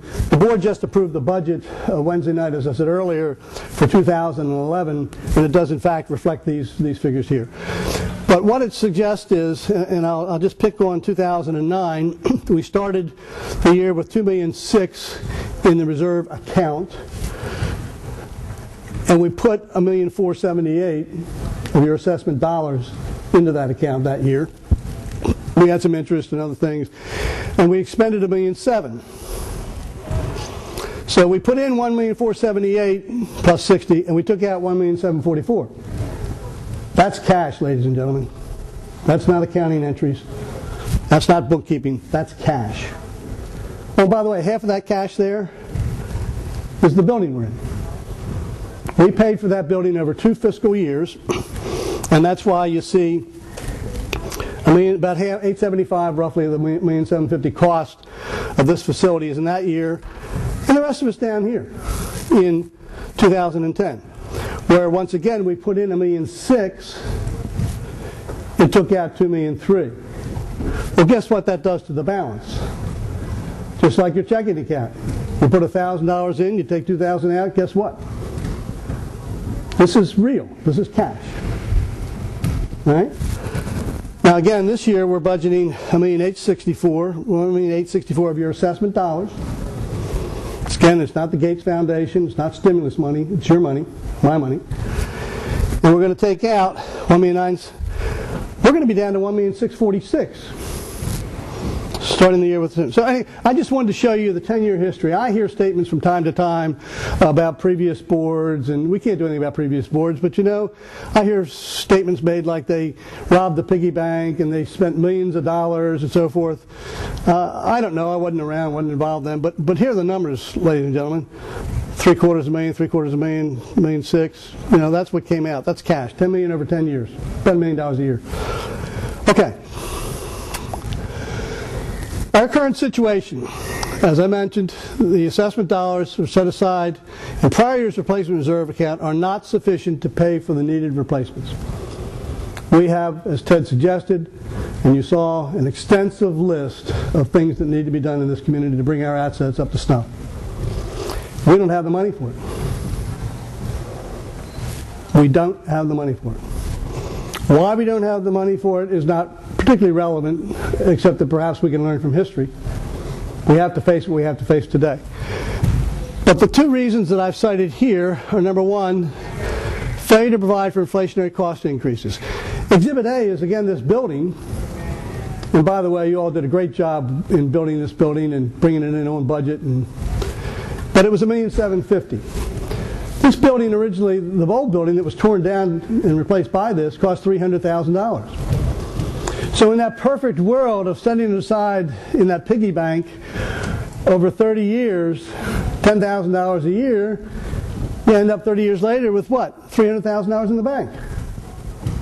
Doesn't seem like that's enough to pay for $1,750,000 cost to replace it. Inflation, ladies and gentlemen. We have not historically accounted for that over a long period of time. Secondly is the failure to adequately maintain assets. Again, I think corners were cut. I wasn't around, but I think we can learn from that. As Ted suggested earlier, and showed some of those slides, and that pipe in particular stands out in my mind, the clogged pipe. It's not a question of getting in a clear. Those pipes should have probably been replaced a long time ago, the whole plumbing, right? But it wasn't. So over the years, things have deteriorated beyond that which would have been the case had sufficient funding been provided to maintain those assets properly. But here we are in the year 2010, and we have to deal with what we have to deal with. And that's what this plan is all about. A year ago, a 5-year plan was created, and the board approved it based on recommendation from the Budget and Finance Committee to fund major capital asset needs over 5 years from 2010 to 2014. Again, I point to the words major capital asset needs. And that's what the 10-year plan task force's attention was focused on. And that's what the 5-year plan that was developed was focused on. It wasn't focused on the police cars and the computers and the software and the chairs. It was focused on those major items. We said, by God, we are going to have enormous capital expenditure needs over the next 5 years for sure. How the hell are we going to pay for them? And we put together a plan. And I was proud to have been a member of the Budget and Finance Committee and integrally involved in the creation of that plan. I was not then on the board. One of the reasons I ran for the board was to ensure that we continue to carry out this plan. And indeed, I'm proud to say that the board approved Wednesday night the second year of that 5-year plan, and that 5-year plan remains intact. The dues are neither greater than nor less than what was conceived a year ago. The needs, however, have grown. And you'll see that in a minute. And this last bullet item speaks to that. Our 10-year plan task force currently has a list in the $4 to $5 million range. Teresa? The purpose of that 5-year plan submitted and approved a year ago and updated this year and approved, as I said, Wednesday night, was to do several things, however. Number one, our replacement reserve account at the time stood at about $2 million. And so one component we looked at was increasing that to $2.5 million. Why $2.5 million? Because that was the 2 years of what we call normal capital expenditures. That's the computers, the police cars, the roofs, all that stuff. We've been historically expending about $1,250,000 a year. Times 2 years is $2.5 million. We had $2 million. We said we need to raise another $500,000 to get that up to at least a 2-year minimum. Some organizations argue that you need 3 years in reserve, 4 years in reserve. We felt this was conservative to have just 2 years. Secondly, we needed to fund as yet undefined capital projects over the next 5 years. Our original estimate was $2.8 million. And that's now grown to $4 to $5 million for many of the reasons that Ted covered earlier. And lastly, by the way, we had an operating fund deficit from 3 years in a row of pretty significant operating losses. Yacht club, golf, aquatics, you name it, operating. And we said, you know what, that thing's sitting there. It's like having a checking account and a savings account. You got $10,000 in your checking account, and your savings account's minus $5. Well, the net is what you have. So while we had, as I said earlier, $2 million in reserve accounts for the replacement reserve, we also had $500,000 negative in the operating. So we suggested a plan that said, look, let's address that, and we did, and that was a component of the 5-year plan adopted a year ago and updated this year. Okay. Here is that plan that I speak of a year ago. So at that time, February of 2009, we're now 1 year later, this is what we saw. This is what was developed by the Budget and Finance Committee. This is what was presented to the board with the attendant fundraising plan to address these issues. And I just spoke about the operating deficit, $500,000 impact on top of that. And I just spoke about the $500,000 to get the $2 million reserve up to $2.5 million, right? So that's $1 million. So you take the capital needs that we thought we were facing over 5 years of 2.7, almost $2.8 million, and add to it that $500,000 and that other $500,000, you get 3.8 was needed.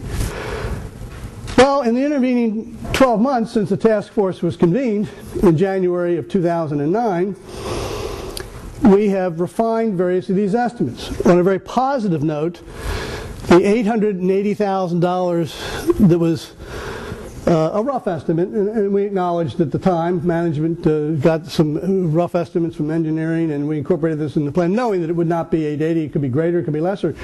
But the very positive development is the county, approaching the county about a way for them to share in this and their state of Maryland funds, and we've gotten those recently taken into the county inventory of roads, our bridges, and they're going to pay for 80% through state of Maryland funds flowing through the county. So we've reduced that original cost of $880 for the two bridges down to $200,000, given the 80-20 split. Very positive. On the other hand, this wood duct drainage project, 192 came in at 243. It's almost completed. Country Club, we said $1.2 million. We still don't have a better estimate on that because it's a little bit off in the future. It wasn't one of our highest priorities. So we don't know what that 1.2 is. It could be a situation like this building here. When it was fully evaluated, the decision was made, and I believe the right one decision, and I think the community believes the right decision was made, to tear that old building down and build what we have here, $1,750,000. We may get to that. I don't know. Time will tell, and the information will lead us in the right direction. Yacht Club, we thought a year ago, naively, $500,000. As Ted went through in some detail, screwdrivers and pilings and all that sort of stuff, our estimate at the moment, and we still don't know whether it's valid or not, we'll know here shortly, we're going to get bids in the next 3 weeks. The pre-bidders conference Ted referred to earlier had 69 individuals attend that pre-bidders conference. I was there. And you know what, while it may be a bad time to raise money from the community and ask for assessment dollars to invest in these assets, from a construction standpoint, I got to tell you, it's a very good time. People are hungry, and I think we're going to get a better cost now than we would be in better times, no question. Beach Club and parking lot, we had no estimate for that. $600,000. We've deferred that. You'll see that on the priority list in a moment. Swim and Racket Club, $0. We saw what we need there. Northgate Bridge was not on our radar screen. Again, due to the 80-20 funding formula with the county, them taking it in the inventory, that possible $500,000 expenditure will be not $500,000 to Ocean Pines, but $400,000 of money flowing through Maryland, through the county from the state of Maryland, and $100,000 to us. And then the bathhouse at the swimming, $2 million. So let's flip forward, and you'll see that. I mean, the difference is from $2.7 million to $4.2 million. We've increased that amount. So let's flip. And here it is, the slide I started with. I'm going to return to. So here's your $4,243,000, and we did prioritize because we said, they said, Pete, how are we going to pay for this? Well, the answer is the funding mechanism that we put into place with the dues provided for a $30 increase last year, specifically designated to these needs, another $30 this year, another $30 next year, and so forth, over this period of time. That $30 is up here. The $220 this year builds to $439 to $688. That gives us over the time, in a reasonable, predictable manner, the funding necessary to pay for these very necessary capital costs. Now, we also have a little problem because the money's coming in gradually.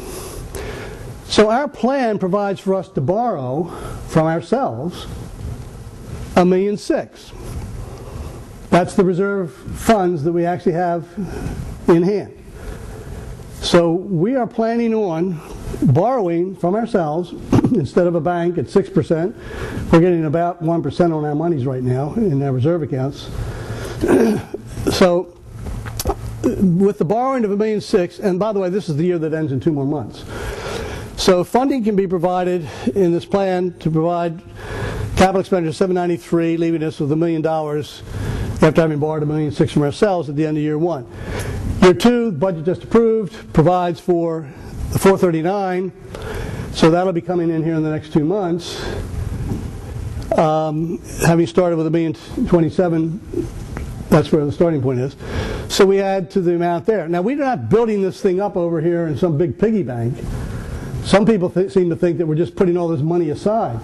The fact of the matter is the plan calls for us to spend that money and more. So here we are at the end of year two, fiscal year 2011. We're planning on the beach club, the yacht club.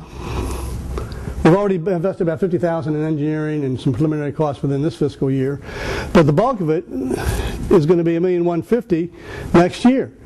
We can pay for it only because we got this mechanism in place and we're borrowing from ourselves. So at the end of year two, we spend $1,150,000, having started with $1,466,000. We're down to $316,000 at the end of that particular year.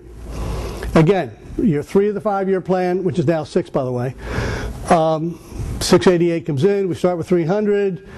We have this and this and this, and we're down. So you go forward the 5. Now we have added a 6th year because, quite frankly, that list that we started with has expanded dramatically, and the only way to handle it is to continue it for 1 more year. Now, what about years 7 through 10? People say. Well, the answer is we haven't gotten there yet. Ted talked about a number of needs that we haven't quantified yet. Phase 2, if you will, and that's for the future work of this task force, is to take a similar approach to those additional needs that are not as compelling, not as necessary from a timing standpoint, equally as valid, but just not as pressing as the other ones. So we'll get to that 7, 8, 9, 10, but we already know some of the items. Ted reviewed them. In phase 2, he had about 5 or 6 things on there, right? The admin building, the golf course maintenance building, the public works building, the bathhouse over, and we have a big question mark called roads, which involves $500,000, ladies and gentlemen, that we did not get in county funding that we have historically gotten both last year and look, there's no question about it, we're not getting it for this year either. We have deferred paving our roads because of that $500,000 reduction in what we've historically gotten from the county. It's not the county's fault. It's the state of Maryland. This money is gasoline taxes that we all pay every time we go to the gas station and pump. Those state of Maryland gasoline taxes are supposed in part to be returned to the counties, the municipalities, the organizations whose residents pay to go for road costs. They've basically shut that down from the state of Maryland. Keep that in mind as we have an election year coming up. It's not the county's fault, but we need the county and us to be together in this and fight for what is rightfully ours. So that's another issue. But it may end up, the bottom line, if we're not successful in that effort, guess what? We're going to have another need that goes onto this list. So there you are. So again, we prioritized within the constraints of what the funds would be available to us. We have not proposed any modification to the funding through the dues, the assessments. We've said, our needs are going up, but we're going to stick with that plan. We're not going to take that $30 and increase it to $35 or $40. We're going to stick with the plan. And please understand that the $30, $4 it is to that $500,000 deficit reduction. The other $26 is what we're left with. So if somebody wants to do the math, you take $84.40 times $26, and that's what you get. Okay? The $4 is going over to make up that, in my analogy, my checking account and my savings account. I'm trying to get that deficit going. So that's where we are. And at the end, we have $1,000 at the end of 6 years. But again, we have many more needs that need to be addressed, and nobody's efforts required going forward. Teresa? And here is the dues plan we talked about. This is exactly what was presented and embraced a year ago. It hasn't changed. And that is the $725 dues. Last year was $8 in operating. The bottom is that $30, $30, $30, the consistency there. And that was really, really an important concept. Dave Stevens was the president of the board at that time, not Bill Rako. And that board, which I was not part of, but I applaud what they did in embracing this plan a year ago. I've been happy to be on the board this year to further embrace it. And what it provides for is this $30 is dedicated. We are guarding very carefully these dollars. This isn't for admin costs or to add new personnel. This $30, ladies and gentlemen, or specifically and accurately, 26 of the 30, is dedicated to the very things that Ted put up there and the very things that I had on that list. Not for anything else. And that's our responsibility to you to make sure that those monies are used for that dedicated purpose. And there it is. So we just approved Wednesday at our board meeting, the 808. And Tom, I have to tell you, the management had a very, very difficult time coming in at that amount. And part of the reason is, without getting too technical, that depreciation that I talked about, that expense is all up here. So every time we add new assets, as we're doing, that concept of expensing them over their useful life, that $1 million over 10 years costs $100,000 a year. That $100,000 has to be paid by the 8,400 people, us, and that's up here. It has nothing to do with down here. So the depreciation going forward, because that 30-year asset life is for the next 30 years, not for 5 years. It just goes forward. So it's been a difficult year financially for many of us in the community. I'm fortunate that I'm retired and have an income, but in any event, we recognize as a board and as I think a community and as a task force, there's difficult times. On the other hand, we think we need to do, and I think the broader community embraces what we're trying to do, and that is to shore up our physical assets and make the necessary expenditures, but with a mechanism that provides for a reasonable and predictable. That was a very, very important part of what we talked about a year ago. A predictable level of increases. If we need increases, we don't want to be doing 150 here and next year. Make it predictable and level so that people can plan, understand, and phase it in. And that's what this plan does. Dave Stevens made the point the other day. He said, Pete, make sure you emphasize that even though this plan was predicated on a level of capital expenditures which were far less than what we have now, we haven't changed the plan. So Dave, I know you'll be watching this. I want to make sure I acknowledge that very valid point. Thank you. The sheet that Pete showed you was from 12/4 that listed these various things. And we had to pick a snapshot in time to do it. Since then, there have been other changes that are going on, but the bottom line is, from the money standpoint, it doesn't change. The order of projects, the type of projects will change, shuffle back, shuffle up. Roads, for instance, aren't listed on there. There are other things that are listed on there that are going to get shoved off. But the overall thing doesn't change. So where do we go from here, the next steps? Basically, the 10-year task force is going to stay in existence. We're going to kind of, it's hard when you sit in a room with 10 people, usually 1 or 2 reporters and 4 or 5 people from the community to ever get anything done, as you might imagine. So we're going to kind of segregate ourselves into 2 smaller groups that work together and come together and try to use the talents the correct way. One will be a specification development team and the other will be a planning team. Now the specification development team will be about 3 to 5 people max, and that basically is the group of people who worked on this building here, for instance, and did a lot of the specification. People like Carrie Nelson from within OPA staff who has a very good handle on what's happened and what hasn't. They'll draft kind of a specification or an outline of it, evaluate and recommend need for professional assistance. And I'll give you a good example. When we looked at the yacht club and I asked, what's this concrete beam? And they said it was because the piles were bad. And I said, well, what about these other 2 sides that don't have a concrete thing? A light bulb went on. We said, well, we better get them checked. Sure enough, that led to emergency shoring on a yacht club. Then we took it a next step and we said, hey, you know, swim and racket clubs on piles, let's get a study, and that turned out to be much worse. And swim and racket club wasn't even on our radar. Wasn't even on our radar February of 2009, and it became, because of the structural concerns, the #1 priority. So we're going to determine whether we need professional assistance, reports, other things like that, so we can make reasonable judgments in there. We'll establish timelines for bidding projects, and we'll monitor the progress of the projects after getting the contract.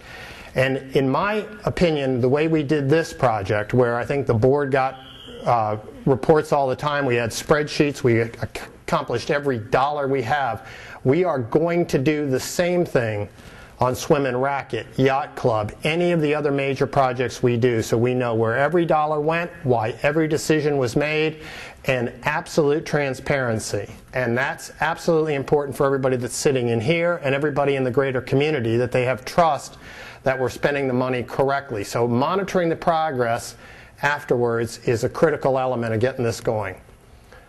The second team is a planning team, 3 to 5 members again. And what we're going to try to do there is dovetail depreciation schedules, major facility projects, and OPA infrastructures into one integrated plan. In other words, instead of having 10 or 12 things, we may have 50 or 100. Some of them may not be affected for 10 or 12 years. Like, for instance, in here, we don't have to talk about replacing this entire building for probably the lifetimes of most of us here. We'll all be gone, okay? But there are other structures that are going to have to be there, and have a plan that tells us where we need to go and how we're going to get there. Again, it's a fluid plan. Something can move up, something can move back, something new can come on the horizon. But we want to take the guessing out of it to the extent possible. Determine the overall cost per project based on the implementation schedule. If we're going to do something major in 2015, approximately what do we think it's going to cost in today's dollars? Add an inflation factor, bang, that's the number we're plugging in for 2015. Get to 2015, we may not do it, we may change it, things may change, but at least we've got something to start planning. Recommend funding alternatives based on community needs. What's necessary? How are we going to fund it? How does the program look? Do we have enough in reserves? Do we need to change the whole way we look at it?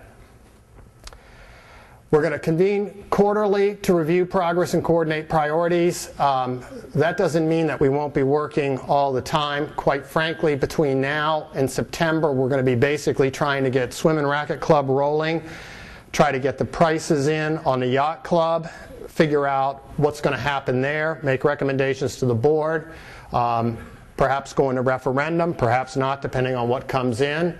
And then in the fall is when this planning group really starts to look at the long-term needs. But the other side, the spec group and the construction group, are going. I also want to tell you, while we've been in existence 14 months, we've probably met like 20 or 25 times. I mean, there was a period where we were meeting every couple of weeks, to say nothing of copious, thank God for email, or we would have killed about 5 billion trees. But we did a lot of emailing back and forth and everything. So there's a lot of work still to go on going forward. And we'll report to the membership annually at the members meeting each August, and try to give everybody an update of where we are at, where we're going, and how we're going there. The other thing we want to do here, and particularly with the planning group, is to make sure that all of the other committees and groups within Ocean Pines have a conduit to that group. So if something is changing, I mean, this group is only 10 or 12 people, and as I said at the beginning, we dragged all this information out, but we don't know exactly what's going on every place. We can go in a basement and figure out what's wrong, but we need feedback from these committees that are established by the board to feed back to our group to try to keep us on the straight and narrow, and that's an important thing for us.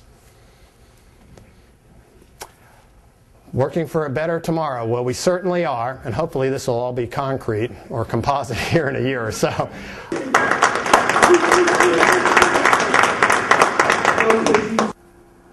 The community owes a great deal of thanks to the 10-year Plan Task Force, who worked tirelessly in analyzing and developing the recommendations for the major facilities.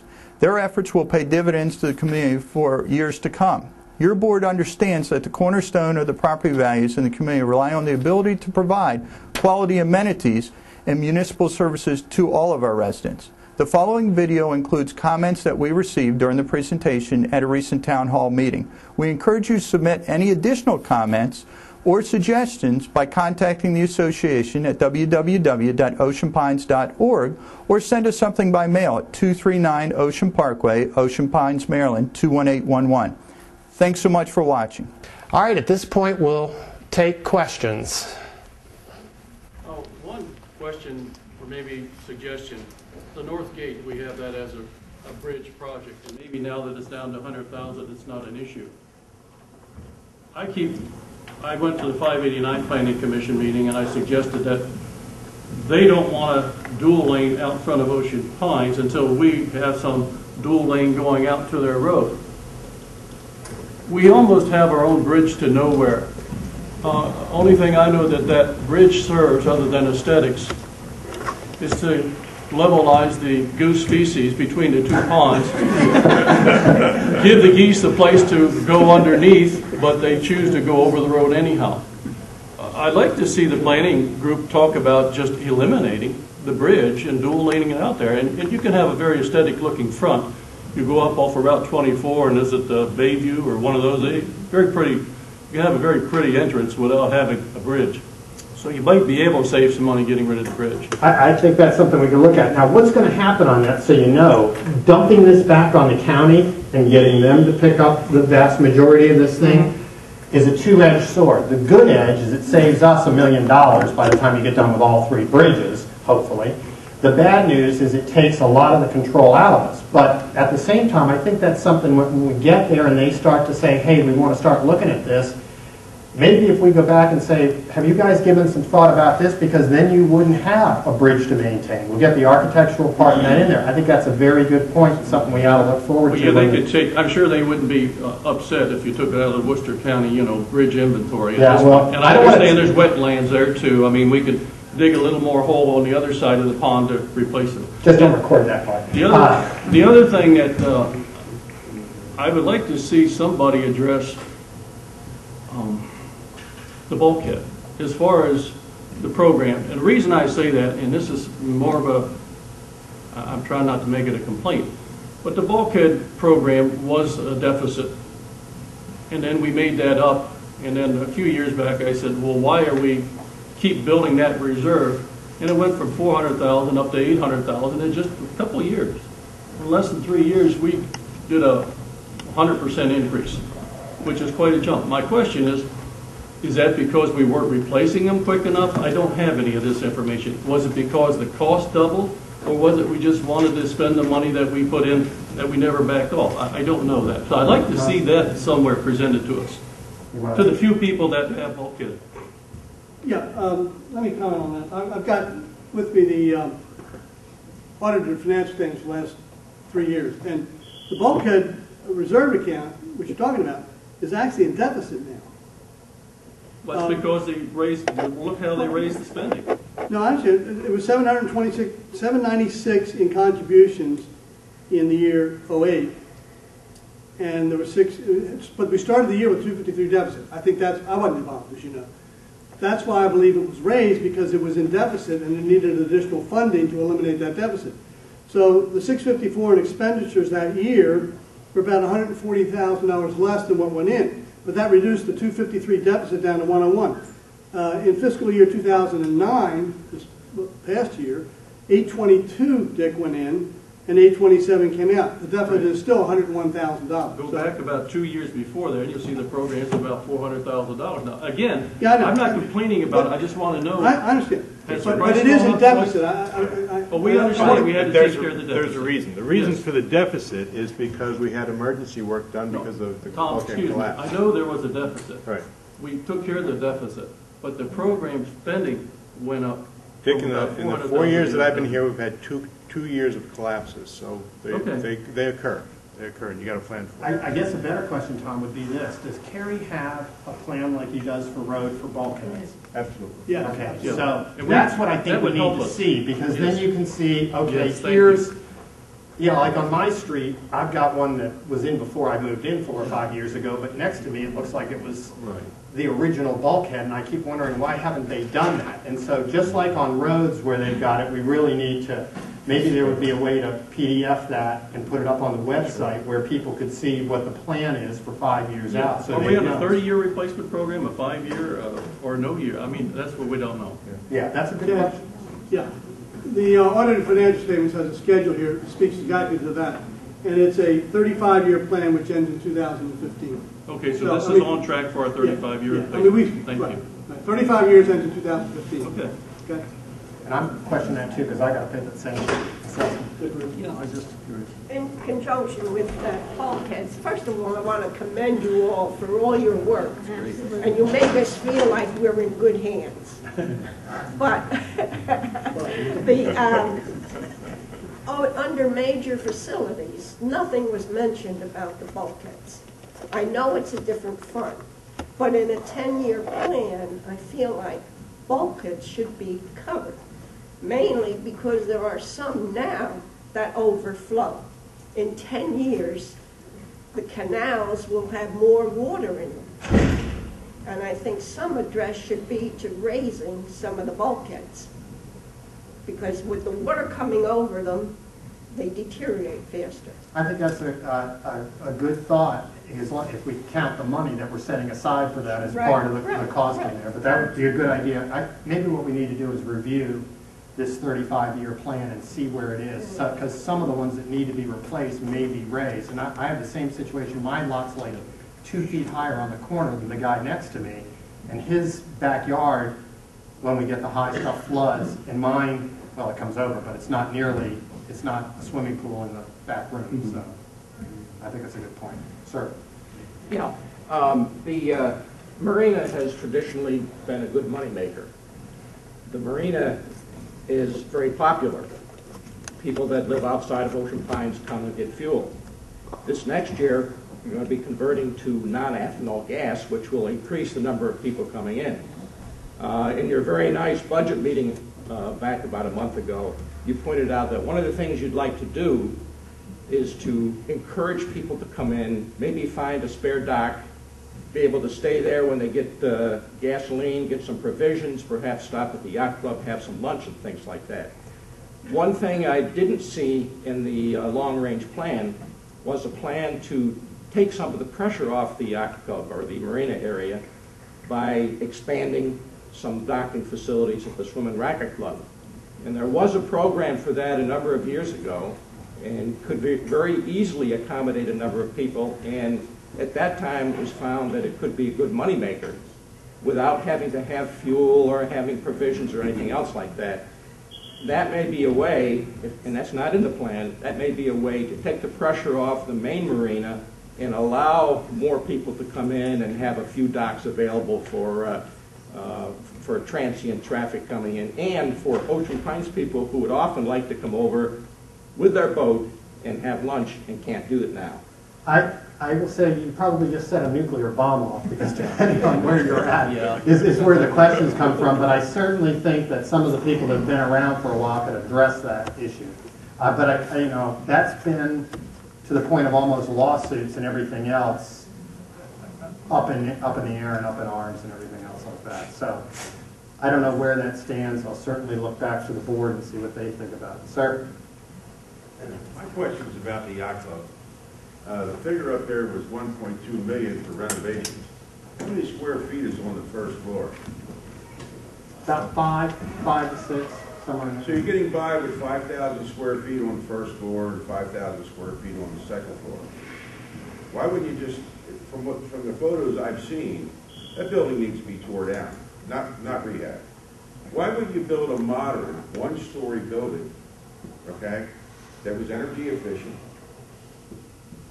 and you would have your restaurant bar on this side, you'd have your banquet room on this side.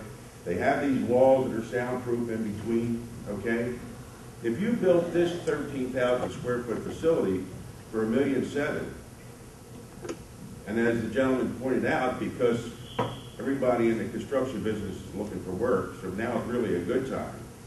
You could possibly build yourself 11,000 square foot, one-story building over there that would meet the needs. You would have a banquet room, your bar and restaurant, your outside deck. It would be totally new. And it would be modern, energy efficient. That's what we need to be doing. To put $1.2 million into this building that, by the photos, just say, hey, you know, it just needs to come down. Why not build a one-story modern building that looks great? It'll be there for a long time.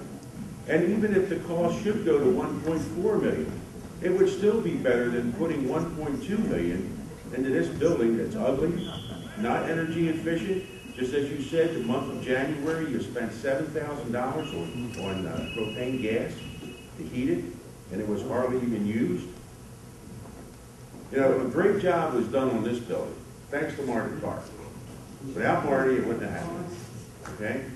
So the bottom line is, instead of investing money into another building that really needs to be tore down, look at the possibility of building a nice 11,000 square foot, one-story building that's modern, energy efficient. When you don't have, you wouldn't need an elevator for people to get to the second story. You'd have less maintenance over the years. I think that's what really needs to be looked at.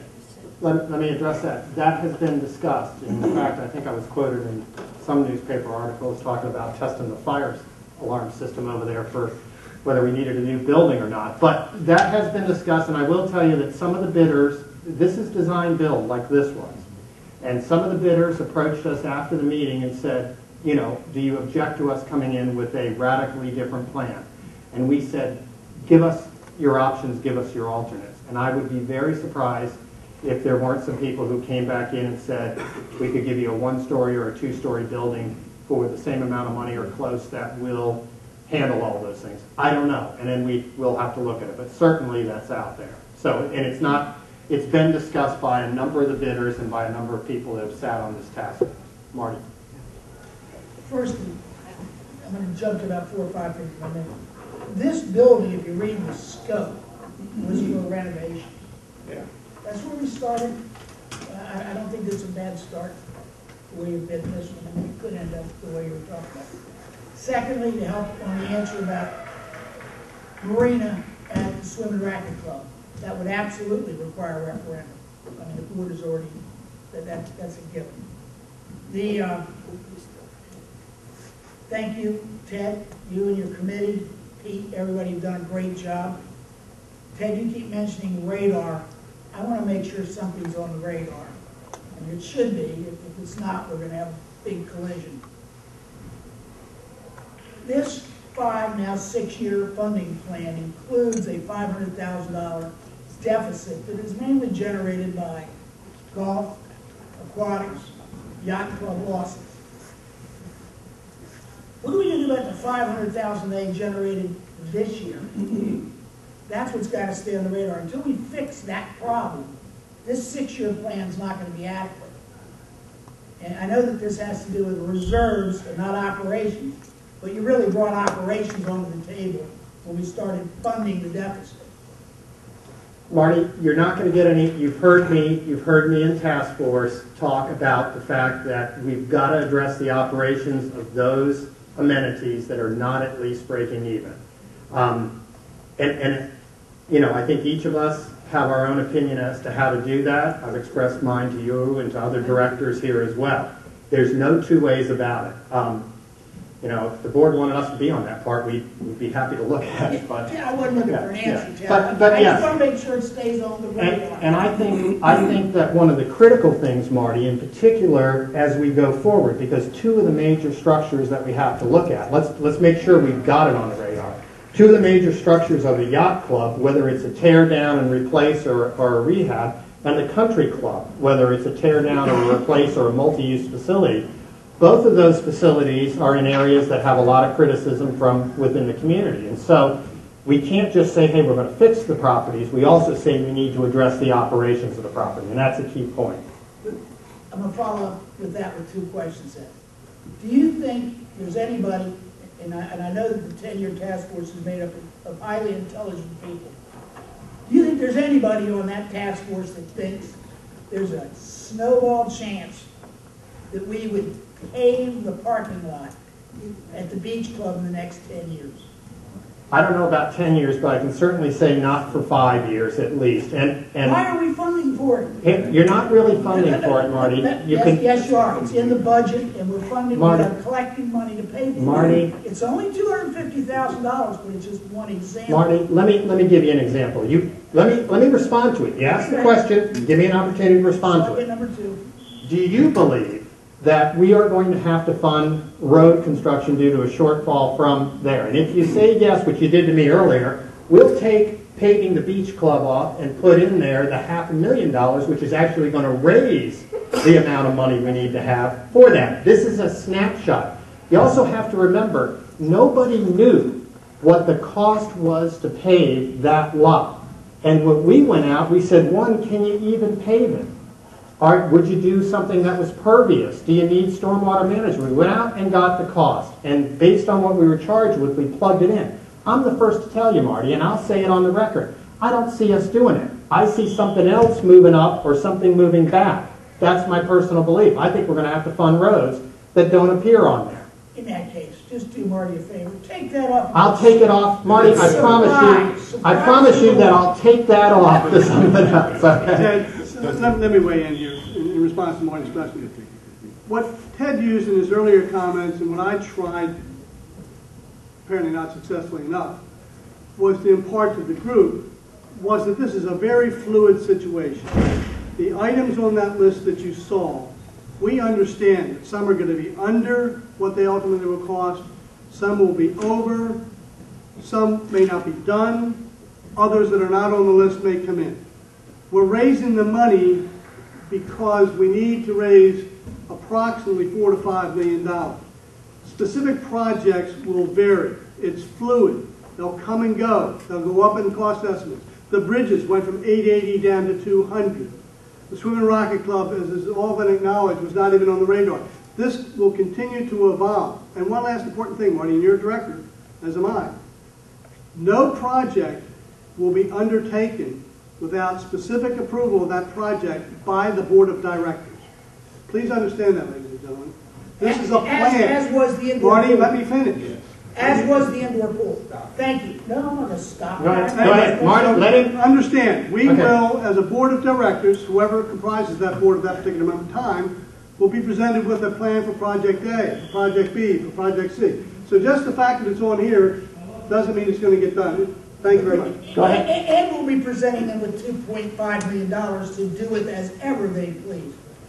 When we talk about the 10-year task force, how many of them would think that there was a 1 in 10 chance that not even open, by the way? It wasn't open today, it wasn't open yesterday. Ted, if I may interject, just real quick, folks. Marty, as much as we appreciate, Ted, I appreciate what you're doing with the task force. You're just laying out, and Marty, it's our job as directors to hash this out in the boardroom.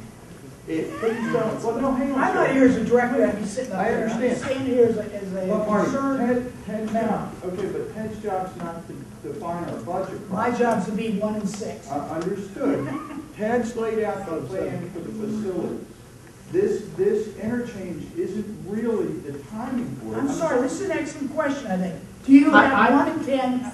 What do you Marty, think? number one, you don't have to go to referendum at 1.2 million, okay? I think it's around 1.6 or 7. I think you better check on that because I can guarantee you. All right. Here's the real answer, Marty. I don't know. It's not even scheduled for 3 years. Thank you. Okay? How can I even say when we haven't presented a plan, we haven't determined the scope or cost, how can I say whether 3 years from now it might? I don't know. That's the answer. I think the people understand that. Hopefully you all do. Yes, ma'am. Next question. Can I just say that the Environmental Committee of Ocean Pines will recommend not to pave it? Sure. I don't think that's, yeah. And I also will tell you, just to talk about the Environmental Committee, Barbara Kaufman was at our last meeting, and the Environmental Committee for the Swim and Racket is out trying to get a grant to put in some of the stuff there. In addition to that, just so that you know, when we go to look at this, and let me address a little thing. When we go to look at these projects like the yacht club, and I was out to dinner with some of my neighbors, they said, what about this bump out? Okay, let's address the bump out. I don't know that we're doing a bump out, but we're tearing down all of the decks. We're tearing down all of the siding. If we wanted to do it, if somebody said for $1,000, I'll give you 2,000 extra square feet of space because I got to rebuild this anyway, we would really look hard at that. If they say it's 100,000, we won't. Okay, but it's our job to explore it while the time is. I'll give you an example. On this building here, we looked at environmental, we looked at geothermal. Okay, the cost was prohibitive versus the payback. Guess what? On the yacht club bid list, there is a line item for an ad alternate for geothermal. We want to explore it. it doesn't mean we're doing it, okay? But I would much rather have somebody say you got too many prices, you got too many things, than to have somebody say, well, you didn't think about doing this, did you? And I want to be able to turn around and say, yeah, we looked at it and we eliminated because of X, Y, and Z. And that's part, when you hear this, take it in context. Take a lot of this stuff in context of where we are. We are hearing, we are moving, we are adjusting as we go forward. So I just want you to know, when you hear things, wait till you see what comes back to you. Wait till you see what we bring back, and then beat the hell out of us on a blue roof, okay? Sir. I just had a question about the reserve. $1,600,000.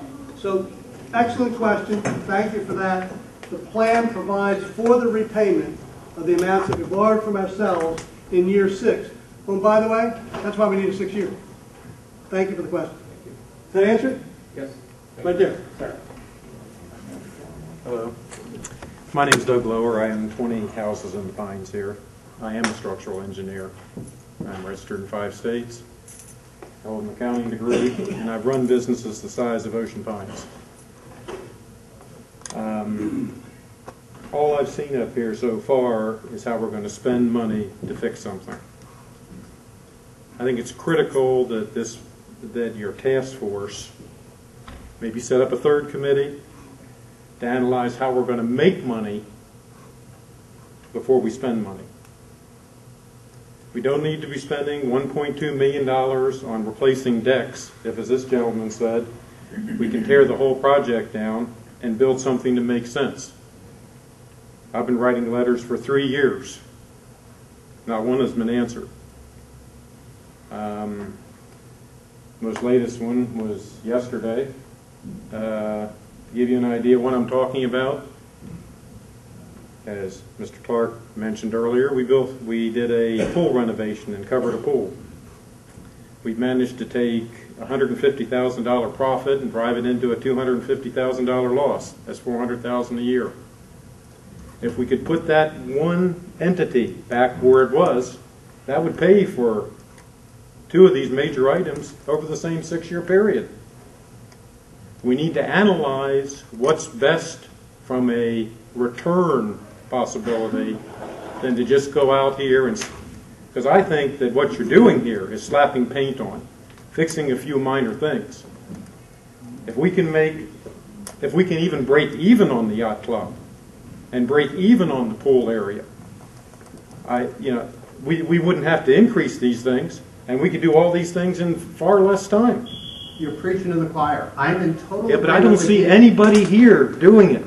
I see a $1.2 million expenditure for a yacht club, and nobody even thought about maybe we don't need a yacht club. Maybe we need to increase the size of the bar and do finger foods. Maybe we need a 35,000 square foot yacht club that can make money. No analysis. We put $1.2 million up there, and we're going to let the contractors dictate to us what they think is a good idea? I think we need to analyze what the income's going to be and tell the contractors. I was at the contractors meeting. I was at the contractors meeting for the Swim and Racket Club. What were there, about 30 people, 35 people there for the Swim and Racket Club? We got 4 bids. 4 bids came in from the major guys around here. Harkins, people like that. Because we're handcuffing the people that come in. We're requiring payment bonds, performance bonds. We're requiring them to do the thinking. Well, you got 69 people in there on that. You're only going to get 4 or 5 bids. Well, let me ask you this dumb question. We've done the thinking in the past, and look where we're at. That's what worries me. We unleash the creative abilities of the design-build contractors on this building. Okay? You don't need design. You need to come up with the concept of how do we make money first. Then this is a board discussion, okay? I'm not in disagreement with you. So we're just going to spend money. That's all we're going to do. Let me lay it down. Here's what's happening. We are charged with trying to fix what's out here. My personal opinion is, if it were me doing it, I'd rip the damn thing down and build something that we could make money with it. And that may be the recommendation that comes out of here. But I don't know. We haven't seen the cost. We haven't seen what people are coming back to us with. We've also talked to architects that do restaurants. We've had owners of 3 or 4 of the most successful restaurants in the Ocean City area in to tour that facility and to talk to us about what we need to do from an operations standpoint as well as from a building. So don't think that we're just kind of sitting in a bubble not paying attention to what happened. I totally understand that. I understand that we need to have both. Now let me also address a bigger thing of amenities. Yeah, you can shut the yacht club down. You can not do anything to it. You know, you can just bulldozer the thing and fill it in if you want to. And, you know, we can do the same with the pools. We can fill those in and we can get rid of basically everything. And then maybe we wouldn't have any dues and assessments, or maybe it would be better to live in Bishopville or somewhere. But drive over to the Pines Plaza and take a look at what's happened to that shopping center and how it's falling apart. And take a look at what's Since I happened. sold it. I managed that I built it, developed it, managed it, and in 2004 I sold it, and because of a lack of management, which is what we're seeing right here, And money. it's fallen. No, not Okay. money. They had the money. The end result They're is, very rich, the people that bought it. okay, the end result is I can't fix, nor can our task force fix those problems. If the board of directors I wants think to you give need, us what that, I'm saying is, I think you need a third committee that that has input that says, we need to show an operational profit before we make these expenditures. and I'll let Bob Thompson and the board address. Your point's taken. Again, I'm concerned, I don't want to get too far off track. He's just presenting the findings of the concerns of the facility. Your point's well taken. It is up to the board, and you've been at the last few board meetings saying that. I can tell you, myself as a board member, I agree with you. We need to find out how we're going to utilize them and how we're going to fund them. You're 100% correct. This meeting today is just to show everyone that they have taken a lot of time to identify concerns with the facilities. That's what this is. That's what it's about. So attacking Ted about making... I'm not attacking I'm Ted. just Ted has saying. done a wonderful job. I'm He saying has. you need to go one more step. And that needs to come to the board, and you've done that. And continue that, because that's what's going to promote the change. I think I mean, you're we right. don't need a repeat of the swimming Understood. pool area where now, as Marty said, Marty's worried about $500,000 this year. I'm worried we're going to fix the yacht club and we're going to be $1 million in deficit every year because we got $400,000 loss on the swimming pool.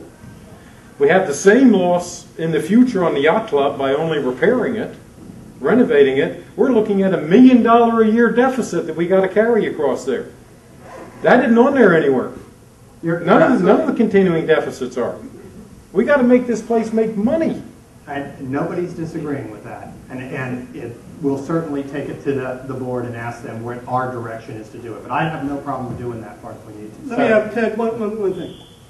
You said it a moment ago, Bob. That's a board matter. The task force was created by the board, by the way. They didn't self-create. It was created by the board to take on a particular task. It's working on that task. And the Mr. board... Comstock, I have one question. Do you think it's important that the swim club and the yacht club make money after we renovate them? That's not a decision for the 10-year plan task force. I would And love that's the reason we're everything... not going to get anywhere. I would like everything in Thank this you. community to make money. However, they're important to all of us as members of the community to have available to us. These are not businesses. These are amenities.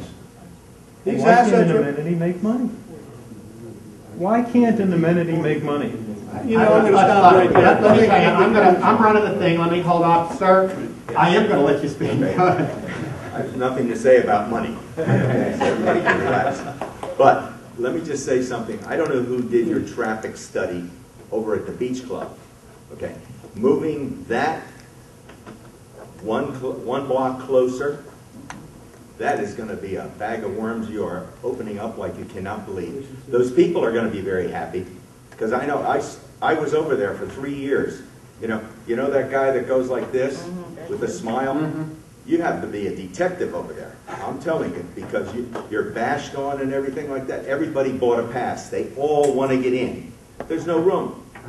The easiest thing to do is open across the street, but we only had one guy at that time. I don't know how many guys they have at this time.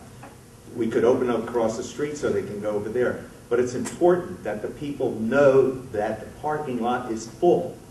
Because now when they get to that stoplight and they're doing a U-turn, now they're going to be running, they only have a half a block now. Before they had 2 blocks.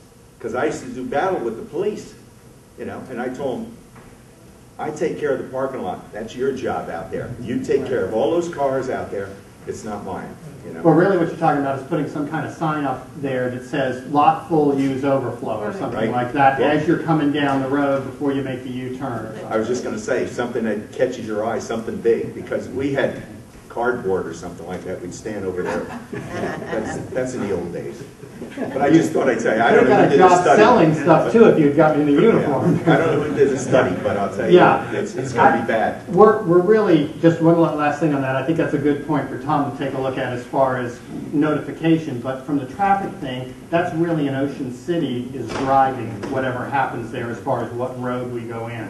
So that's, but you're right, it's a huge problem and it's become a bigger problem over the last 2 years, so. Yeah, I just want to, I'm Tom Terry, I live down at the Point. I want to thank you for doing the visionary work that needed to be done. We can argue over whether the dollar is $1.50 or $2 or what the number is going to be. You're taking the right approach in saying, and I'll use the yacht club, as dangerous as that is, to say, you're giving the builders an opportunity to come back with their own creativity, just as you did in this building standing here. And that's exactly the approach to take.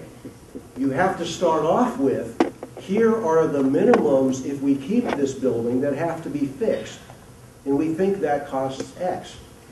But what I see you doing is saying, this is the minimum that has to be done, but do you have a better idea?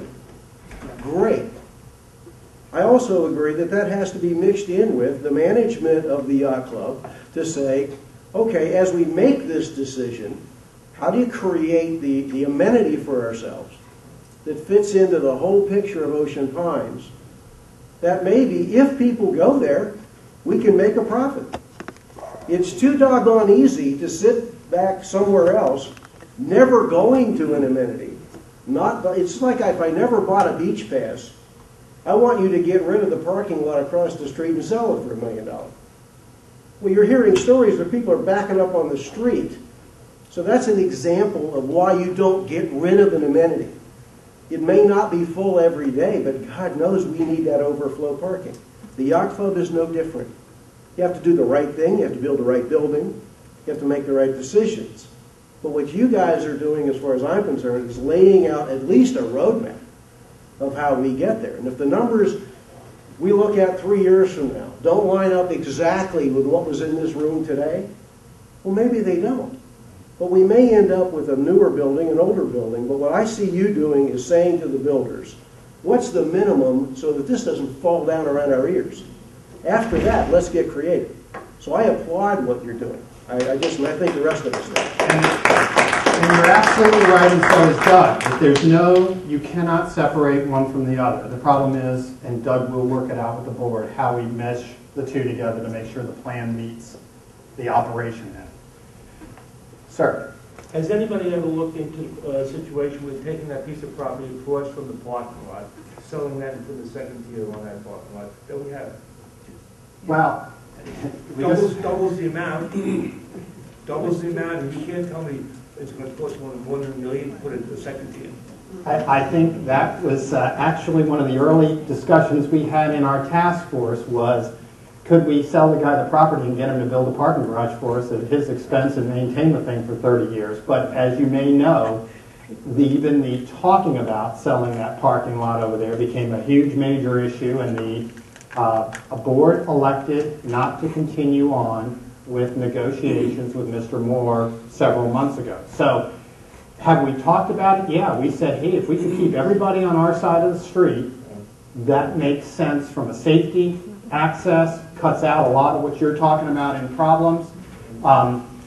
And we did talk about it, but at that point, if you remember from what happened, well, Leighton Moore had made an offer to purchase the property from us. It was examined by the board, and they decided at this point not to go forward.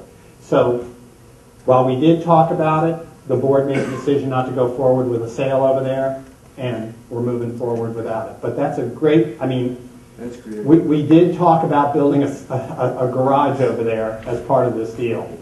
Well, how much is it cost to build it? We don't, you know what, if I went back and pulled out my notes, I'd be able to do it, because I have no clue. But even if it was $1 million, even if you built a partial garage, you'd probably be able to get the spaces you needed. But Well, the total space. yeah. Next. Sir. My name is Carl Andrews, and I'm in the Pines. I worked about 45 years doing government contracts for satellite control systems. And system engineering, we did a lot of trade-off studies. And I looked at this trade-off here. There's $1.2 million for the yacht club, 1.2 for the country club. You looked at those separate from each other. You looked at the yacht club as a complex. You looked at the country club as a complex. I'm thinking of looking at the country club and the yacht club together. Do I need both? Maybe, look at the trade-off. Top of my head says the yacht club area is only used in the summer mainly. Maybe we need a bathhouse and a snack bar type of operation for the summer, and make the country club the place it was years ago, where everybody went to eat and had bands and had a nice place to go. I don't know. That's a trade-off. I don't know if you've done that type of analysis. I will tell you this, it was talked to us about, we had some people that said, hey, just rip the thing down, pave over it, and put a snack bar in there, and get rid of the yacht club and all, and then do something over at the country club, rip the country club down and build a much bigger facility that could do the catering, the golf, and all of the other stuff in it. But the basic direction we have from the board at this point is to move forward with preserving the amenity. I certainly think that can be talked about when it gets. You still have an amenity of a good restaurant at the yacht. Depends on where you put it, either the yacht club or the country club. But you don't need two big buildings like that. And if you remember, what's the alternative? One of the things we had up here on the country club is that it did not justify having that big a structure for catering.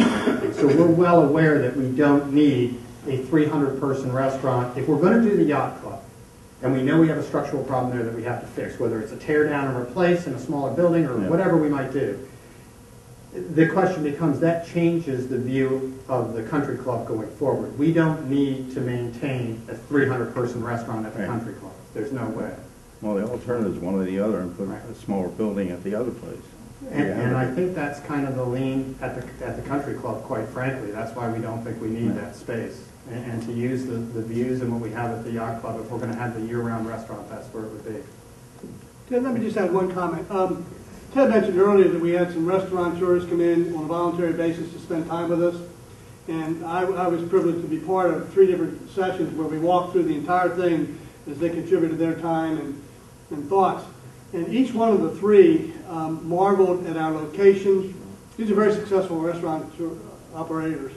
And they marveled at the location, and they also said the footprint is fine. So we have sought outside advice from successful restaurant operators, and they came away with very high marks for what we're trying to do, not in particulars, but in terms of the concept of that particular location with the views, the water, and the footprint. They were very complimentary of what we've got there, and they thought it could be successful. You made a comment that you're looking at the end of life of building a new building. Isn't the yacht club at end of life now? You're just putting patches on it. Personal opinion, yeah. End of life. Why don't you tear it down? Let me also say this. I'm not interested in prejudging anything, okay? And that's why the idea was maintain and fix. But very much like this building, okay, if the differential is $200,000 or $300,000 to give you a brand new building with bigger facility and all of the things that Doug mentioned about utilities and all of that stuff, then it becomes a no-brainer, and it becomes very easy to say, hey, this is what we ought to do, and it would be even better if we could put it together with a program that says this is how we're going to operate. But yeah, I mean, if it's that's why we're out here getting the prices. We're out here trying to figure out what does that cost, what are our options, then we can make an informed decision. But, you know, personal off the top of my head, yeah, I don't know. I don't know that we need a 3-story big open area in there that no matter what we do, you know, we're patching and painting in a sense. And it's maybe a major patch and paint, but it is. So, well, that area is mainly a summer type area. You have the marina, and pools. They're used in the summer. Do I need a total winter facility there for the summer people? I don't know. I think we have a big country club, not just a snack bar. There's 100 ways you can look at it, yeah. It depends. Sir? Dave Peeper, I've got some property in the Pines. Now, I guess I'm just a little concerned about your slides on the beach club bathhouse. And I think hopefully it doesn't get reshuffled in your prioritization, and especially over in the parking lot, having dual parking or something. But, you know, you're saying that, I think you said there was leakage in there, mold in there, and if you're taking a shower, you better hope nobody's flushing the toilet. I mean, it seems like you got a health department issue there. And some of the minor things are being addressed right now, but you're right. And the thing is, though, is that we're looking at it. One of the ideas of going out and bidding that as a standalone bathhouse is it got us up out of ground and everything. But once we got the price back in, as recently as last Monday when we had a task force meeting, we were sitting talking about, are we better off going back? We need to fix these, but are we better off going back and looking at maybe incorporating that within the envelope of the building now, maybe up so we're not below grade, and incorporate it in really looking at the building itself and upgrading it. So yeah, and part of the idea of getting pricing and going out and getting this stuff is so that we're not just throwing a dart at the wall, but it's still a major concern for us. How we fix it is probably not a standalone bathhouse. It's probably an upgrade or repair or reconfiguration of what we have there, that we can take advantage of what we have that'll work without building a whole new structure out there. So that's one of the things we learned. I mean, part of this is a learning for us too. We need to figure out what we need to do and what the best way to do it is. But yeah, it is a high priority, and it's a high priority because of the number of people that use that facility. I noticed that you have looked up drainage as the first project there. I'm just curious as to why the very expensive ongoing capital project is not on that list. I'm sure there's some explanation, but it's the golf course drainage project. Several $1 million yet to be expended on that. It's not on. Yeah, I don't know. It hasn't been incorporated. It will be on the one that comes out in the fall, though. Separate fund. The separate fund. Separate fund. This is the what I said earlier in the presentation.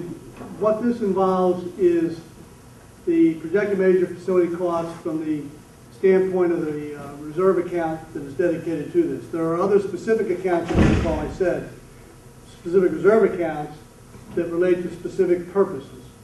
And roads is one of them, golf course drainage, bulkheads. Those are separate and distinct categories. With respect to the golf drainage, that of course is, as you well know, is something that was adopted by the board, I think, 4 years ago, and is in its 4th year of implementation now. So we looked at it from the reserve standpoint. There's already an ongoing program that was conceived of, and it's being executed in accordance with the plan.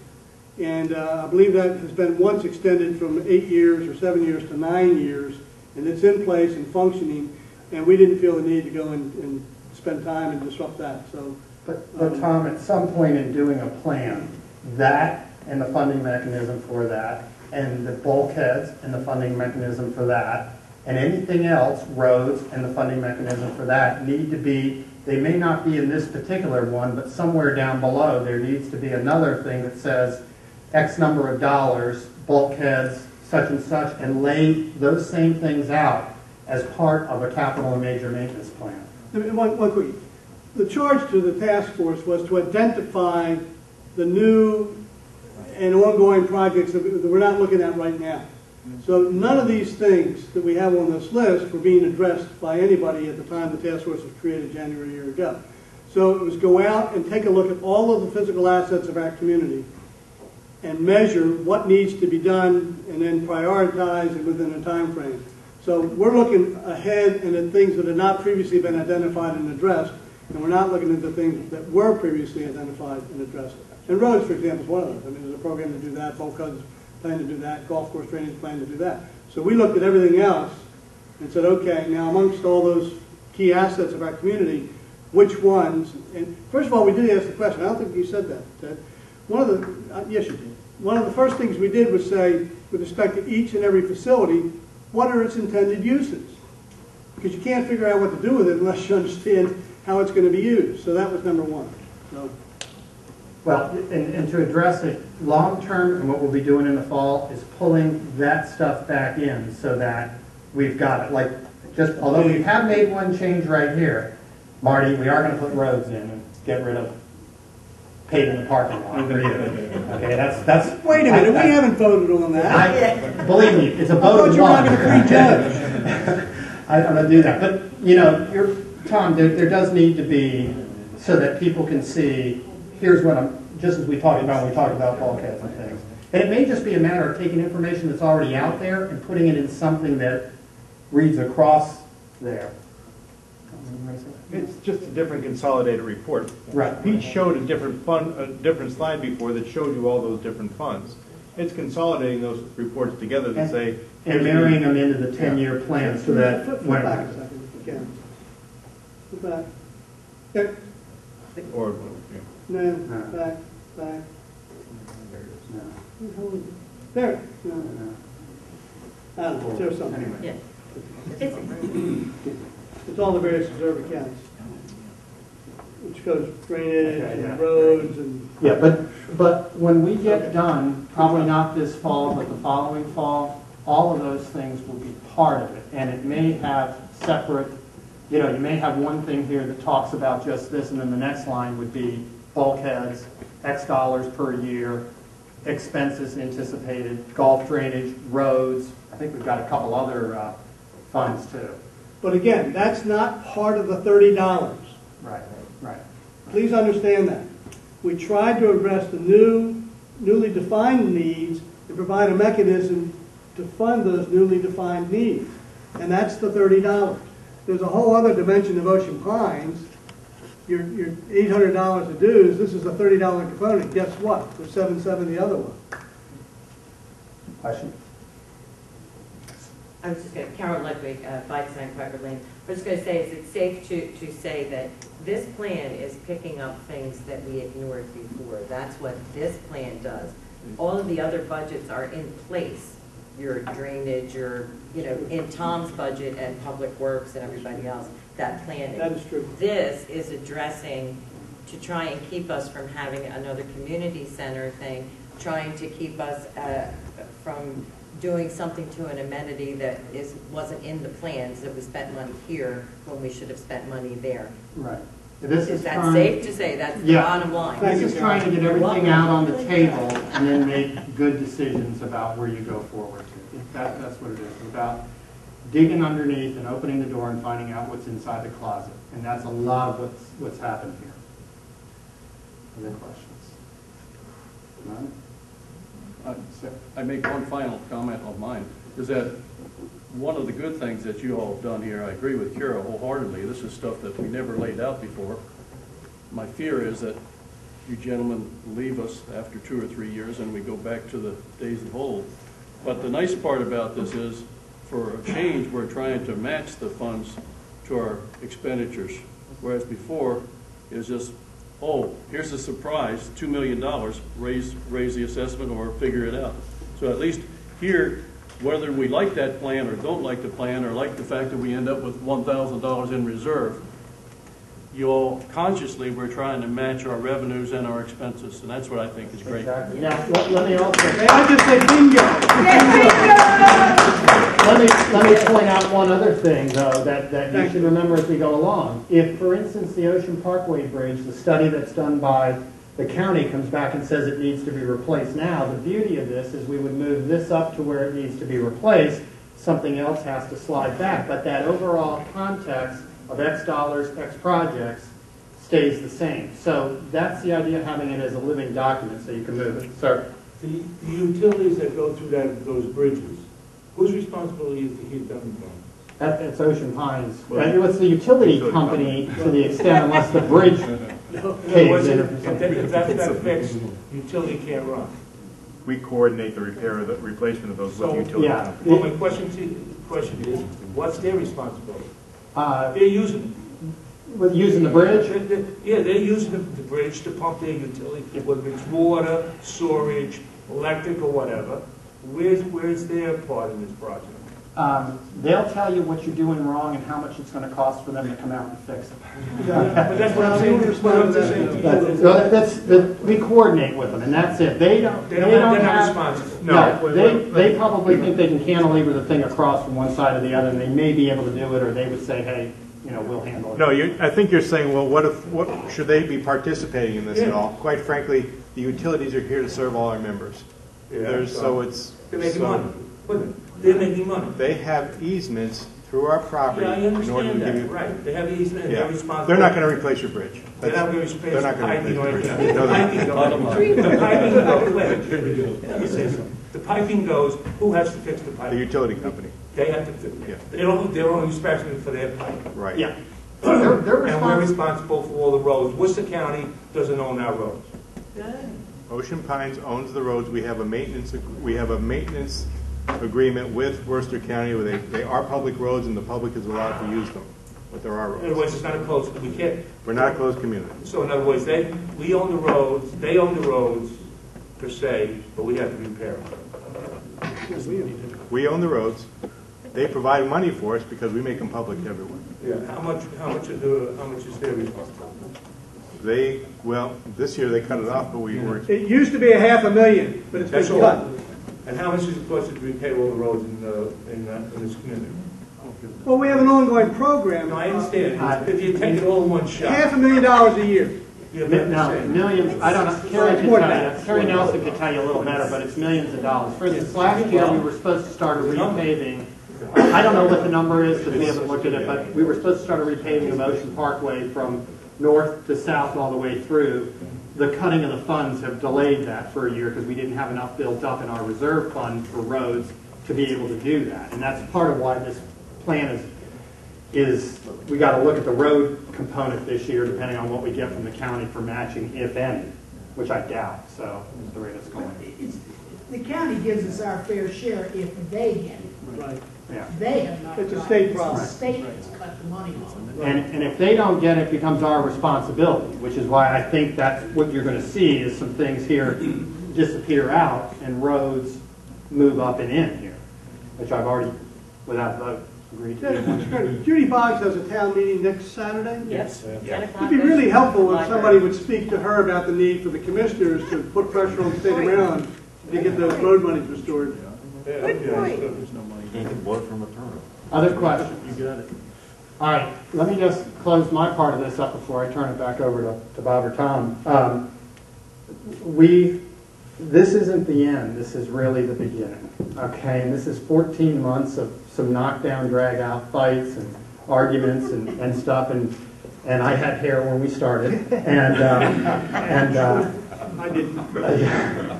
You caused the problem, you and Clark. So, but the bottom line is, it's an ongoing thing. If you have any questions ever, get a hold of us. You can get us through the admin. If you have any suggestions, any ideas, we're going to try to keep everything out and open and out in front of you. Don't prejudge until you ask the questions, because as we change things, it changes. But everything will come back before the board. Anything we do. And we'll go from there. And from our standpoint on the task force, we thank you. And Bob or Tom? Well, one more thanks, Ted, for all the work you did for us. We know you come, a lot of travel. Appreciate it. So, as you can see, it's gets pretty intense with some of this. It's important information. Trying to get out ahead of it is something we haven't done so well over 40 years, and we're trying to do that now. So appreciate all the input, appreciate everyone being here today. Excuse me? You want to say something? No, I want you to. Anyway, so thank you all very much. Wait a minute, that's an advertisement. I'll say something. Okay. What was Did mentioned somebody earlier? say something? No, thank you. Yeah, you're What was mentioned earlier was concern about future boards and following through with some of this stuff. And we have concerns about that too, Carol. And therefore, we have an election coming up. Each year we have elections coming up for board positions. And are you on the committee? Yes. Yes. I knew she was. And what she's saying is, folks, elections matter. And if you want to continue this kind of thing, then you need to elect the kind of people that support what you think of this. And I think that's your message, right? Yep. Thank you. Thank you all. You need to step up. You need to step up. That's what I'm looking for. Thank you. I want to be honest.